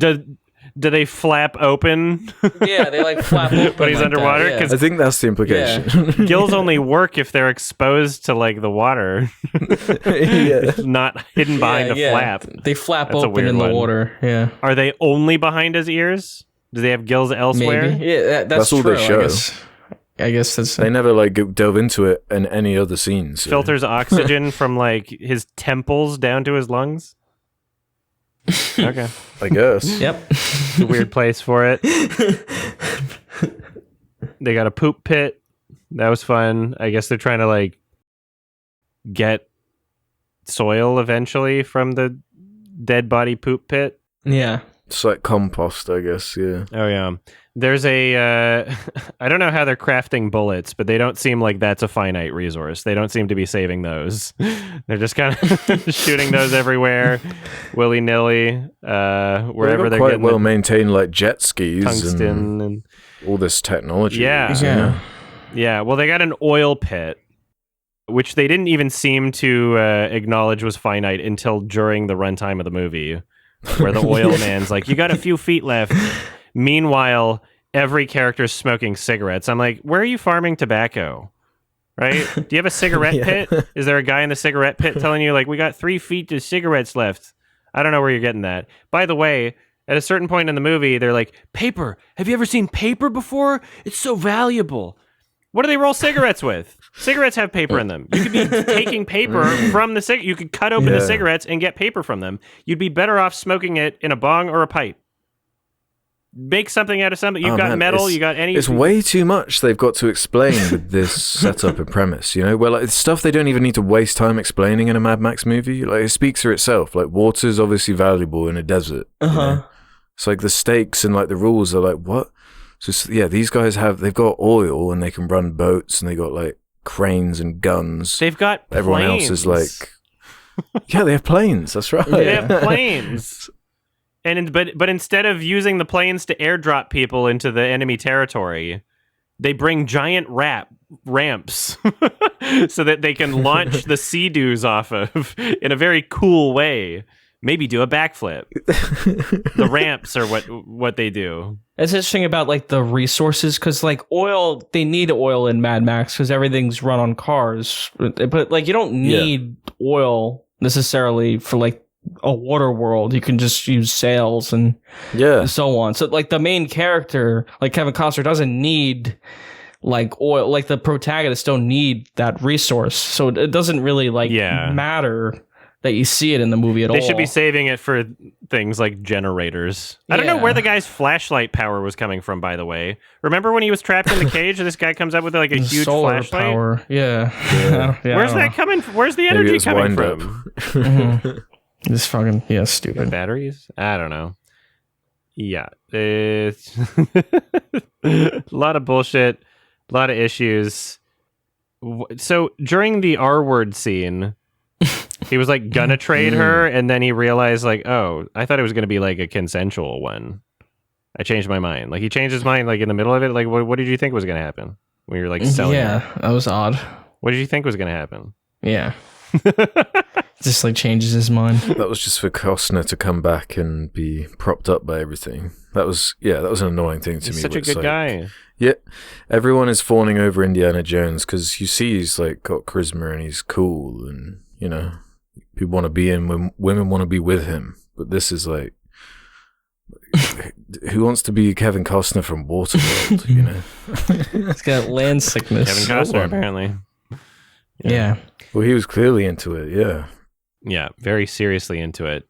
The contrast between the seriousness of his character and then the villain, who is about as serious as Robbie Rotten. Every time his plans are foiled, he's like, no! It's like he's in a kid's show. Yeah. Like, legit. It's so weird. Yeah, he has... What's that line I noted down? We got to keep an eye out for that icky freak. Yeah. It's literally something like that. As he removes the bandage. Yeah. Icky freak. What? To the camera. He poses to the camera. Yeah, exactly. Wink. Yeah. I love that the like, I don't know what we want to call it, but dry land, this sort of like prophecy chosen place, is called Dryland. All one word in the subtitles. Dry land. They say dry land, but it's a place. Dry land. It's not dry land as in dry space land. It's the name of the place. Dry land. It's like Greenland or Iceland. Yes. Yeah. Exactly. Dry land. Yeah. And when they get there, no fucking people. Why isn't it populated with people? If the fucking... It was dense with life, If the water levels are rising... everyone left. If the water levels are rising, where are the people going to go? Away from the water. That would be packed. No, they all left the land. That would be packed. No. No, they all made boats and went on individual rafts. They left. They decided it was boring. They went on a boat, and then through generations, they forgot where this place was and changed their mind. They just gave up on it. And wanted to go back. And tattooed a little girl in case people needed to know where to go. So stupid. It's so stupid. Absolutely insane. And then they spent a record-breaking amount of money on this script. That's the crazy part about it. That's the funniest part. Yeah. None of this holds any water. Yeah, like in service of what? Yeah. Oh god. Yeah. Very good. What is it about water though, in terms of like, it's kind of the Aquaman problem, like Zack Snyder really tried to undo the inherent kind of lameness of like a character like that link to the water, them like being bonded with the water and all this water imagery. Like, why does that always just strike as so kind of lame? Like him with his seashell earring and like his gills behind his ears, and it's like, because we eat fish. You're trying to make this cool, but it's not working. That's why. Is that because we eat fish? But like you say, Fireworld, right? I want to know what's happening on Fireworld. You know, my interest is piqued. I'm like, oh, fire's kind of cool. It's destructive. There's some. Yeah. That's our thrill. Yeah. I guess if you were to rank the elements, water's probably the most queer, right? That's the issue. The most queer. Yeah. Oh, man. Yo, fellas, is it gay to drink water? Waterworld. So wet. Holy shit! I think you just solved it. Yeah. Remember how large the planet is and how large the ocean is, and how like at any given moment they shouldn't be able to just run into each other. Literally at the end of a scene, he's just like, "Oh well, I can show you down here." Puts her in a bubble, little submersible. that he just has hanging around, drags her down, ignites about 20 flares on the way, drops them all. Just wastes them all. Yeah. I don't know what help that is doing. You could just hang on to one. You could just he held one in his hand. He was dropping them like he was leaving a trail to find his way back. Where do you even keep all of them? Like he was leaving breadcrumbs, but they're just sinking to the bottom. And they just happen to be over top of a major city, which is insane. Like you just happen to be over top of a major city right now. Okay. What the fuck? They don't understand how impossible that is. That's insane. Yeah, very funny. That was a funny scene though. That was hilarious. Did any of you watch Elmo's World, Sesame Street? I don't think so. Because the guy that flies away in like a weather balloon or whatever, he's the guy that played Mr. Noodle on Elmo's World. So I was just thinking of him as Mr. Noodle the entire time. He's just a goofy character that never speaks. Yeah. Oh, I did recognize him. That's funny. Yeah, recognized a few actors in here. Yeah. Yeah. Oh, I like how he also runs into them at the end. Like he's like, "Oh, the smoke." Like, I'm sorry. Yeah. It still wouldn't happen. Do you know how big the planet is? Like where the air currents would have taken you over the course of like what, a week? How long did the movie take place over? It just happens to like go back close enough where he's like, "Oh, smoke Felt over there." like years. Yeah. You wouldn't see it over the horizon when you're that far away. Mm-hmm. And the whole movie wouldn't have happened if they just went with him before, because he immediately knows how to interpret the arrow tattoo on her back. He's like, "Oh, okay." This way. Yeah. She didn't know how to swim. It's Waterworld. That was odd.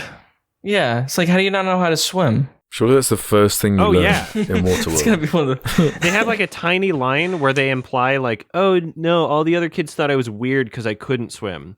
So they imply that like she tried, but everybody was fine with her just giving up. They were like, like, I guess she can't. I guess she can't swim, as if it's like a genetic thing, as if it's like, oh, I just, some people can't swim. Like, you shouldn't be able to walk if that's your problem. Like, if you're so uncoordinated that you could never learn, from any amount of trying, somebody teach her how to swim. There's presumably adults looking after you. People just just be saying stuff in this movie, like, and when you start thinking about, like, it's like, what do you actually mean by that? Like, there's that line that I noted down: "Nothing's free in Waterworld." Like, what do you actually mean by that? What's free in non-Waterworld? Dry land is communist. True. It's just like, what are you talking about? Why are you saying these things? It's fucking nonsense. Yeah, they're talking about owning the means of production. It's just a bunch of bullshit. Yeah. They were writing it as they went along. They don't even know what it means. It's like they were writing it the morning of. Like, oh yeah, we gotta. Like, they didn't even have Dennis Hooper cast until a month in a production. Yeah, like they were filming for a month before they even cast him. It does not surprise me. Yeah, it's just a fucking mess, and there's not a lot of like franchise potential, really. No, for this, because it's just like the tone. Right? I think that was like one of the problems too. Like on top of like all the other, they invested so much into it, but you can't like make any toys or like any kind of stuff like that for it. Theme park's still going, still going. Yeah, except for that, but that's true. Because that is the only potential it has, is its tie-in in a theme park. The show is great, but yeah, you can't like like you're saying, Alex. No one wants to be Kevin Costner. No, in this movie. Nobody in general, or anyone. Yeah, like every character is so flat. They should have Waterworld brand cigarettes. Like that they smoke in there for the smokers. Yeah. They could have a Waterworld brand piss cleaner, so you can drink your own piss. A piss purifier. Waterworld brand life straw. Are those a thing? Are they really like piss purifier? I mean, there's something called a life straw where you can like literally like stick it into a swamp. It's like a thick ass straw, like the thickness of like a toilet paper roll. And it's built in with like a filter where you could stick it into the dirtiest fucking swamp ever and just suck, and you'll get like clean water out of it. It's like an emergency life-saving thing. Otherwise, I mean, just you can boil, collect condensation. There's ways to like purify water and that's true. Yeah, I love the fake brands in this movie. I love that we got Smeat instead of Spam. That was fun. That's more appetizing actually than Spam. Like that's Smeat. a word. Yeah. Oh, you're a Spam hater? I want some Smeat. I'd rather eat Smeat. I mean more so. I've never actually eaten Spam, if I'm being honest. But I've been so off put by the name Spam. It sounds like something you shouldn't eat. To be honest. I mean, it is like mystery meat, right? Yeah.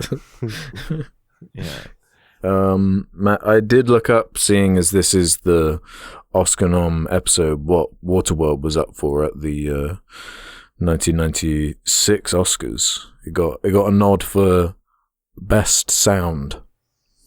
It was a loud movie. Huh. Yeah, I guess. Yeah, there's some good explosions in there. I would nominate it for sound. Why not? Yeah. It fits in the other sound choices, to be honest. I guess one last thing to mention for me in terms of what happened in the movie. Two, I guess. The ending with the three Sea-Doos all running towards each other as he like bungee jumps away with presumably a regular rope. That was hilarious. That just magically had elasticity to it at that moment. Yeah. And they all run into each other at the exact same time. Like two would make sense. All three of them? That was Looney Tunes. That was a cartoon, right there. And they blow up. That was the funniest ending. That was straight from a cartoon. That was the funniest ending. And it's like how the main villain went out. Like the main villain went out right in the most cartoonish fucking way. I love it though. Yeah. Yeah, that's in saying all this. There's something kind of likable about Waterworld, you know? Right. I do. It has kind of like a soft spot. There's something earnest about it in the way that it's like an original. Well, it's not original, but they tried something. They wasted a lot of money trying something crazy, and there's something interesting about that at least. Yeah, there's some novelty in like the that it's like a movie from the 90s for me, and yeah, the practical effects and stunts are cool, and that connection to the stunt show, because it's not a very good movie on its own, quite stupid, and yeah, I love it's in that scene. It's after the when the three Sea-Doos crash into each other. He's like on the plane there with the kid. It's like the worst green screen. Like, yeah, it just looks like total shit. I love like 90s green screen in movies. It's like it looks so shitty. You don't get that today. Like you could just like always tell style of bed. Yeah. Like yep, that's green screen. Looks like shit.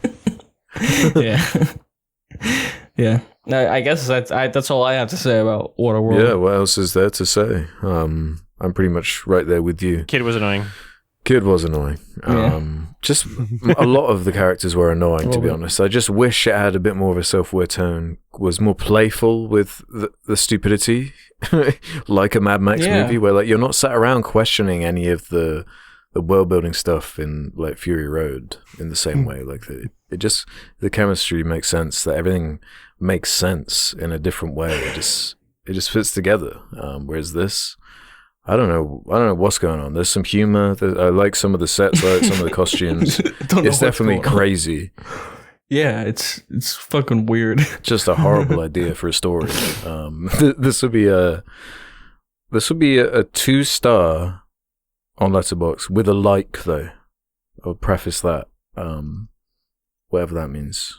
So 4 out of 10. Giving it the thumbs cup. With a like? With a like. You know, on Letterboxd you can like something. But you don't have. You can rate it. So you're giving a like, even though it's a 2-star. You're giving it a fresh tomato meter with a 2-star.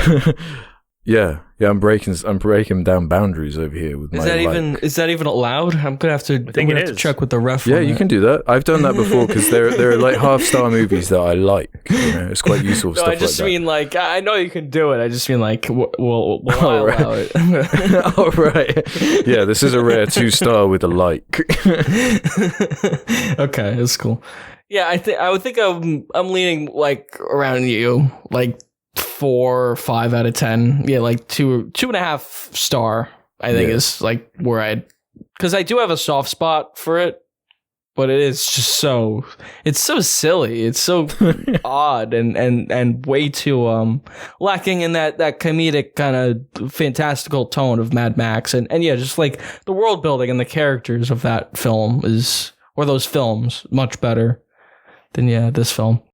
So yeah. I will revisit it at some point. I thought it was a great little infamous movie and good for discussion and good to like make fun of.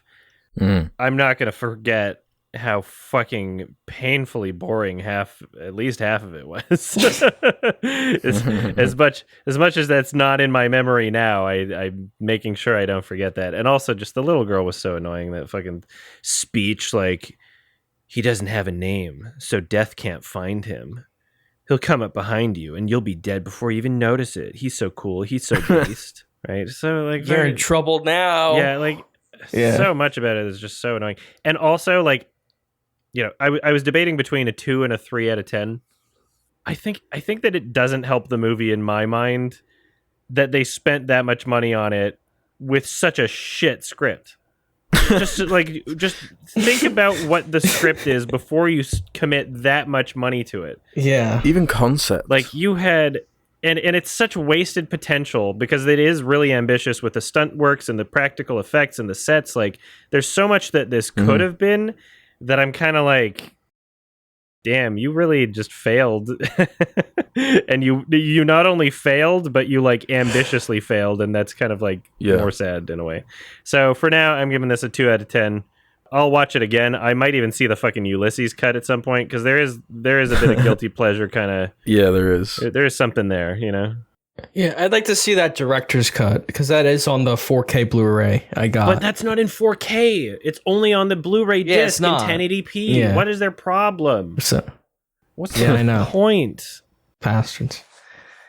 I'm gonna have to up-res it myself with a website. Yeah. That is what is crazy about its potential as well, though, is like, yeah, the second Mad Max movie already existed, and then Fury Road came later.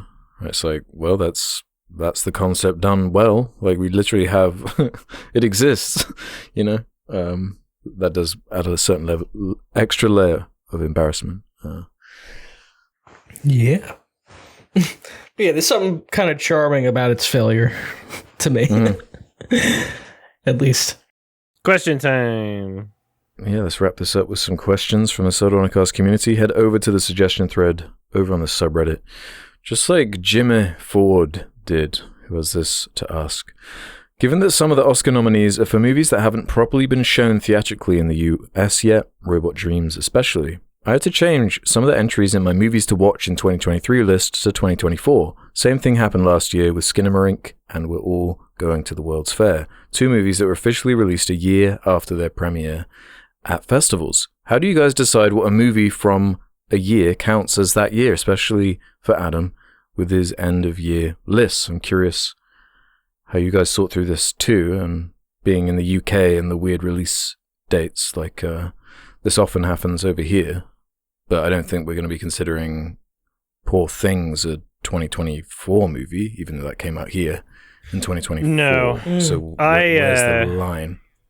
At this point, I pretty consistently, I'll consider something from the year it says on IMDb, because the IMDb year is its first premiere, and I would consider it that. Yeah, that's usually what I would do. Even if, let's say, it goes into a film festival, and it's like, oh, it only was in a film festival in 2013, and it doesn't even get a wide release where anyone can see it until 2015, I don't give a shit. It's still a 2013 movie, and the reason why I'm able to do this is because I don't make my lists until like a fucking decade later anyway. So I don't feel pressured. Yeah, right. You know, so so it doesn't really matter.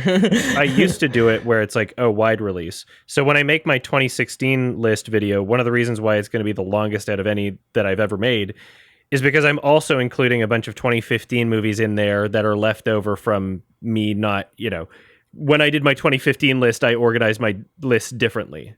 So now there's a whole bunch of 2015 movies that I would have ignored and wouldn't be in a list if I didn't include them in my 2016. And then after 2016, everything can be just by that year sort of thing on IMDb.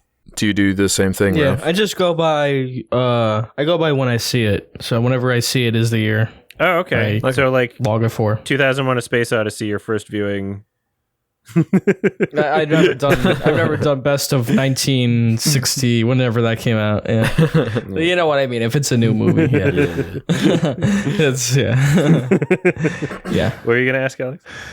No, it's just getting Ralph's input on that. But we do have one for Ralph that I'm kind of curious on too, from Skelly Dude 11. If the secret guest is Ralph, could you please share his thoughts on Rebel Moon? I'd love to hear him shit on Zack Snyder again. What thoughts? It's a piece of shit.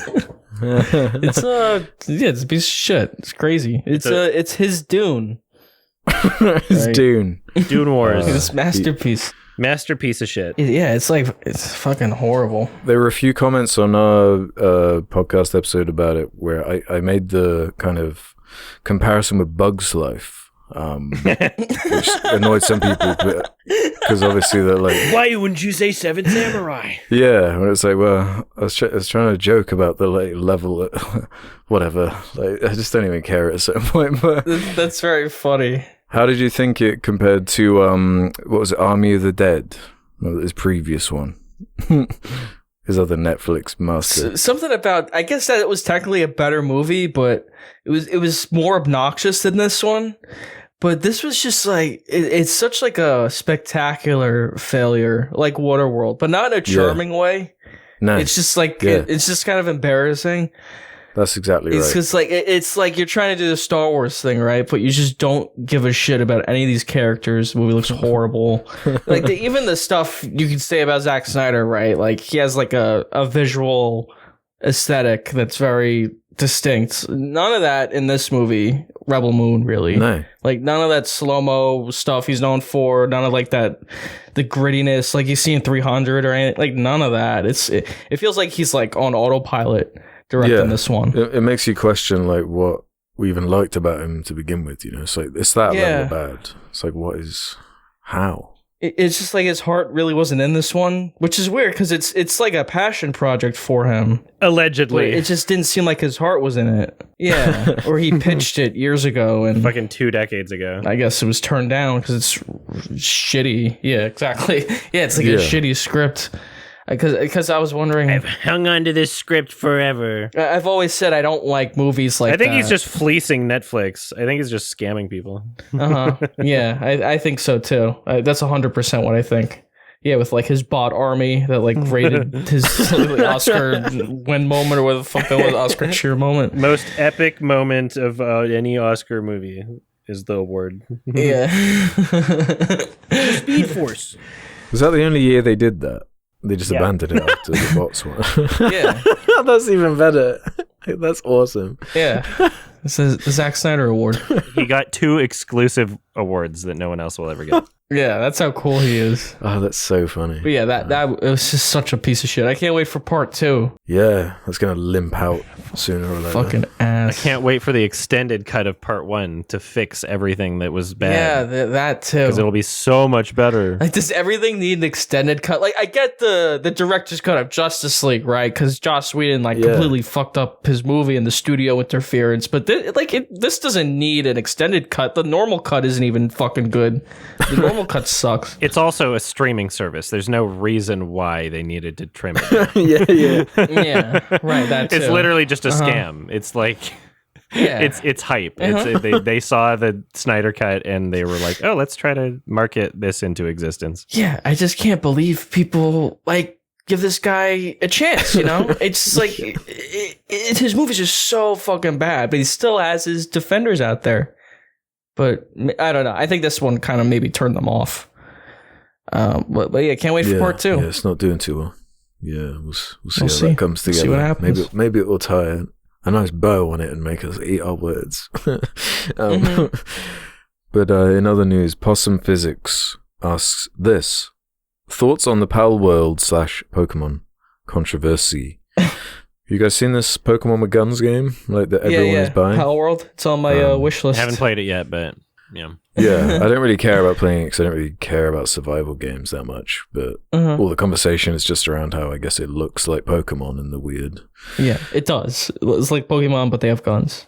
I think it's funny that Twitter people still haven't realized that the more that you take a video game and tell everyone that they shouldn't play it, the more people want to play it. I know. I think it's funny that they haven't figured that out yet. That's the funniest part. They tried it with Harry Potter, it didn't work. Yeah, that was literally the most successful game of last year. Yeah. Oh, the Harry Potter one? Oh yeah, but I still haven't played it, by the way. Me neither. I haven't either, but not because I was told not to, but because I don't think Harry Potter is interesting at all. I was never a Harry Potter fan, so. Yeah, I wouldn't play the games. The movies are fun, but I wouldn't play the game like I would, I don't know, a franchise I like. Oh, speaking of video games or whatever, sorry if it's Sure, go for it. We've mentioned it on the show before, that Lies of P game. How was it? Oh yeah. Oh, have you played it? We talked about years ago. We made fun of the name or something. Yeah, but I played it. It's fucking awesome. I've heard it's really good. Yeah, I've heard it's actually awesome. It is really good. It's like a Souls-like game, but yeah, it's really. It's supposed to be the best Souls-like. Yeah. It's a lot of fun. It's like I've heard it was pretty well optimized for PC and stuff. It's like a first-time studio. I think it's their first game or one of their first. Definitely on this scale, right? And it's damn good game. Great take on the story. I'd love to see more games like that. The Souls as long as it's creative and whatever, then I don't care if it's doing it well. Yeah done like Dark Souls or whatever. Yeah, that was a really good game. I really enjoyed that. Yeah, why couldn't they just call it Lies of Pinocchio? That's my thing. It's an odd title. Such a crazy name. Yeah. Yeah, but I've heard that it's solid.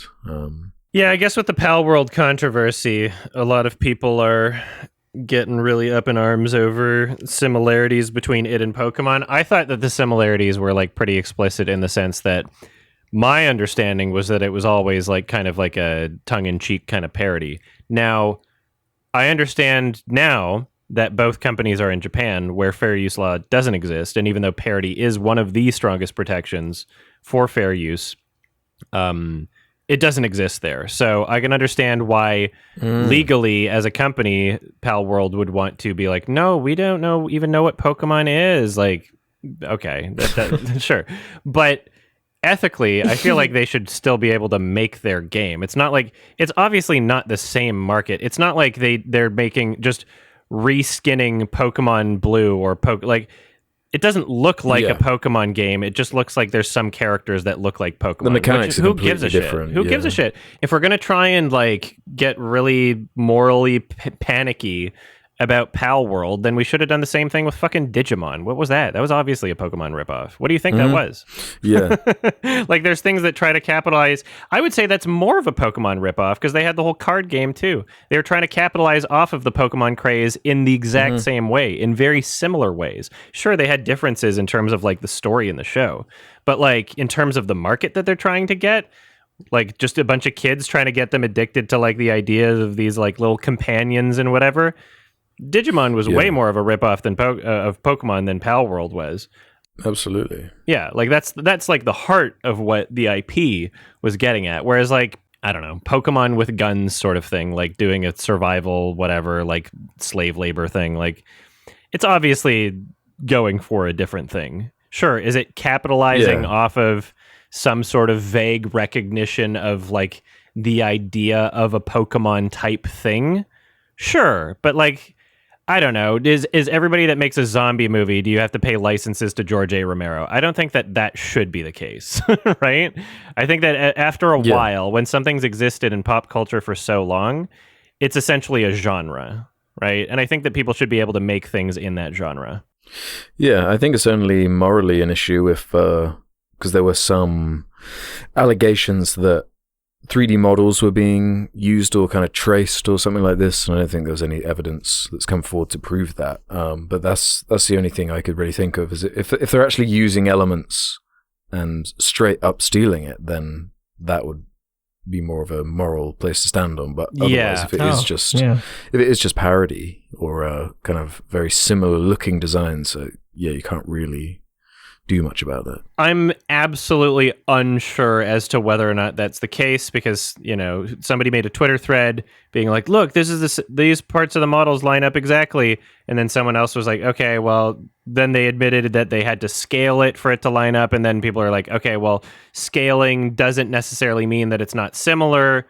As far as I understand, the assets from certain Pokemon games could have been used as a way to, I don't know if we want to say trace, but, you know, to base their own models off of, but that they didn't literally like include Pokemon assets and models in the game. Yeah. And again, like if it were an American company, they would have the strongest protections ever for parody, fair use law, that you would be able to argue in court that you even could directly take models and assets from the Pokemon game. Like if a parody is what you're making, those protections don't exist in Japan. So I don't think the company would be stupid enough to like literally use assets from the game. But we'll see how things go. It could be very interesting. Maybe they'll get shut down or something. Like at the very least, maybe Pokemon Company and or Nintendo will send them some like threatening legal letters. Maybe it'll play out in court. It should be very interesting. I'm kind of really intrigued about the somebody made a Pokemon mod for Pal World, a YouTuber. Oh, that's already down. I think that's already been acted on. Nintendo sent them a threatening legal letter, and I still want to play it. I want to play it with the Pokemon mod. They're extremely litigious, Nintendo, as a company. So, I would not be surprised. Sometimes it's just threats. Sometimes it won't actually wind up in court, depending on what you're doing. I would say putting it behind a paywall is a bad idea.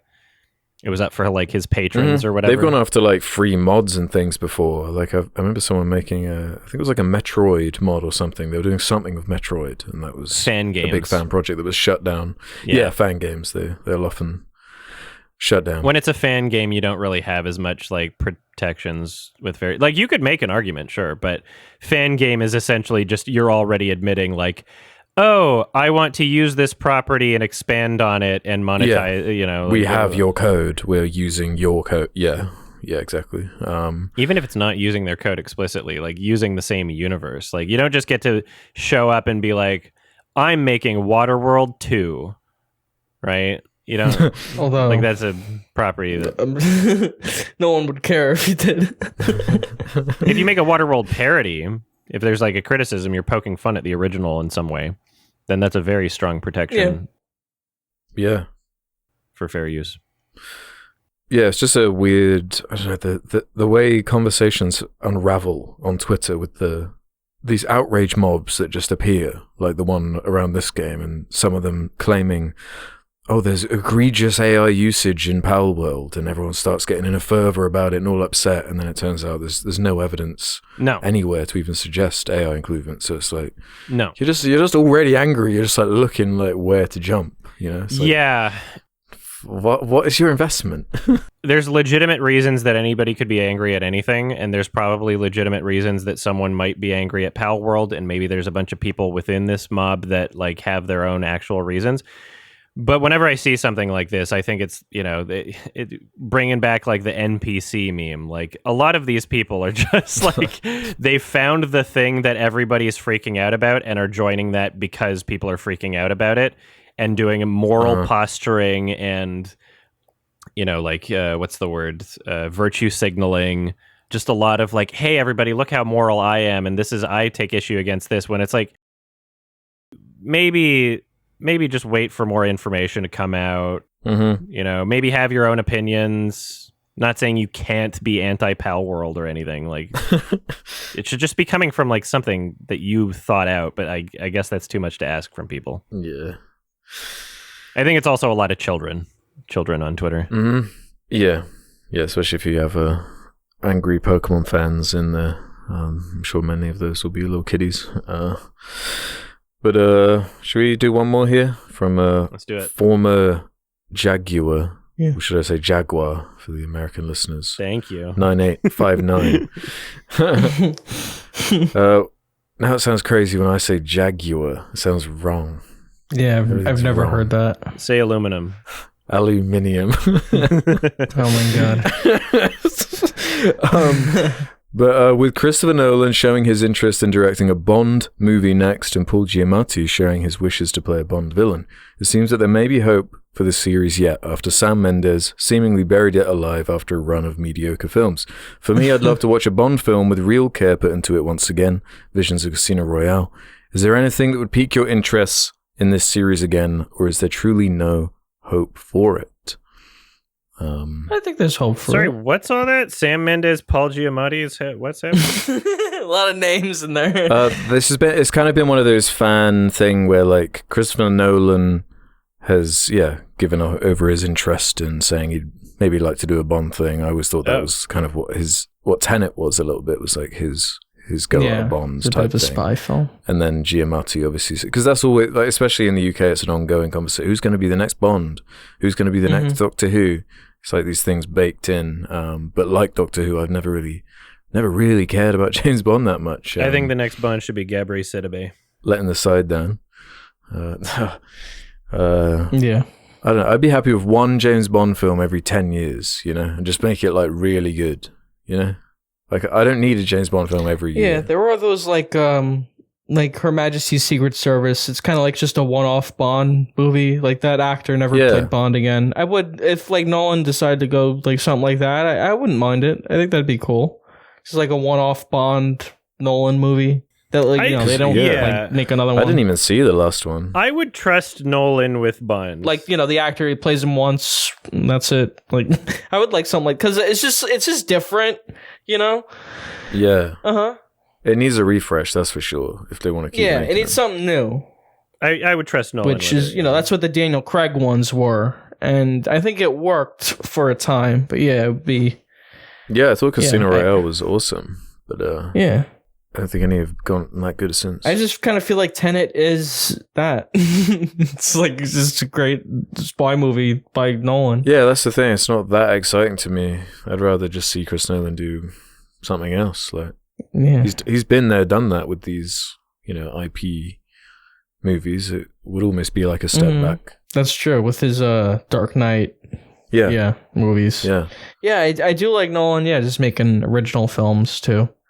And yeah, you kind of just like, I feel like the most important part is the actor more so than the director. Exactly, yeah. Attached. So, and I don't know. We have these like sacred characters that some of them just don't connect with me, like Doctor Who, like James Bond. Yeah. But especially James Bond, I feel like there's elements that are quite difficult to modernize. You know, Right. and there have been some very awkward like moments in these latest Daniel Craig ones, like as a result of that difficulty of transferring some of the cliches and stuff over. You know, post Austin Powers and everything. There's just, I don't know. You have to have a really good story to tell and a really good actors to tell it if you're not going to do the goofiness. You know. Right. Maybe they can go goofy again. Just do something really stupid. Yeah, we need some goofiness, some go Waterworld with it. Yeah. Yeah. Why not? Mm-hmm. I would. Yeah, Nolan should do more franchise IPs. You think so? Yeah, I mean, Batman worked out pretty well.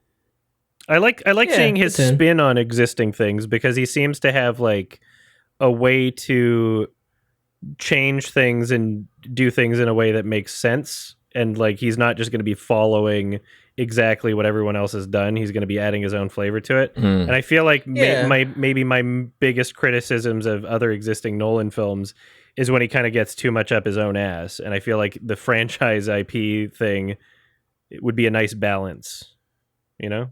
It ties him down a bit. Yeah, maybe, I think it would be good for him. Yeah, like that's what makes like the Dark Knight kind of so special for him is like that's his like franchise, like that's his one, and he did it so well. Like, you know, he doesn't want to touch it. But yeah, if you have like a good idea for it, then obviously I think you should go forward with it. You know, as long as it comes from some place of inspiration, then I'm for it. Could be good. Yeah, who knows? It's all hypothetical. He hasn't said he's going to do it. You know, he said he's interested. So we'll see. Okay, sweet. Oh, yeah. Yeah. Yeah. I just had an oh shit moment because I forgot it was my turn to recommend a movie. But so I'm just going to go through my list here.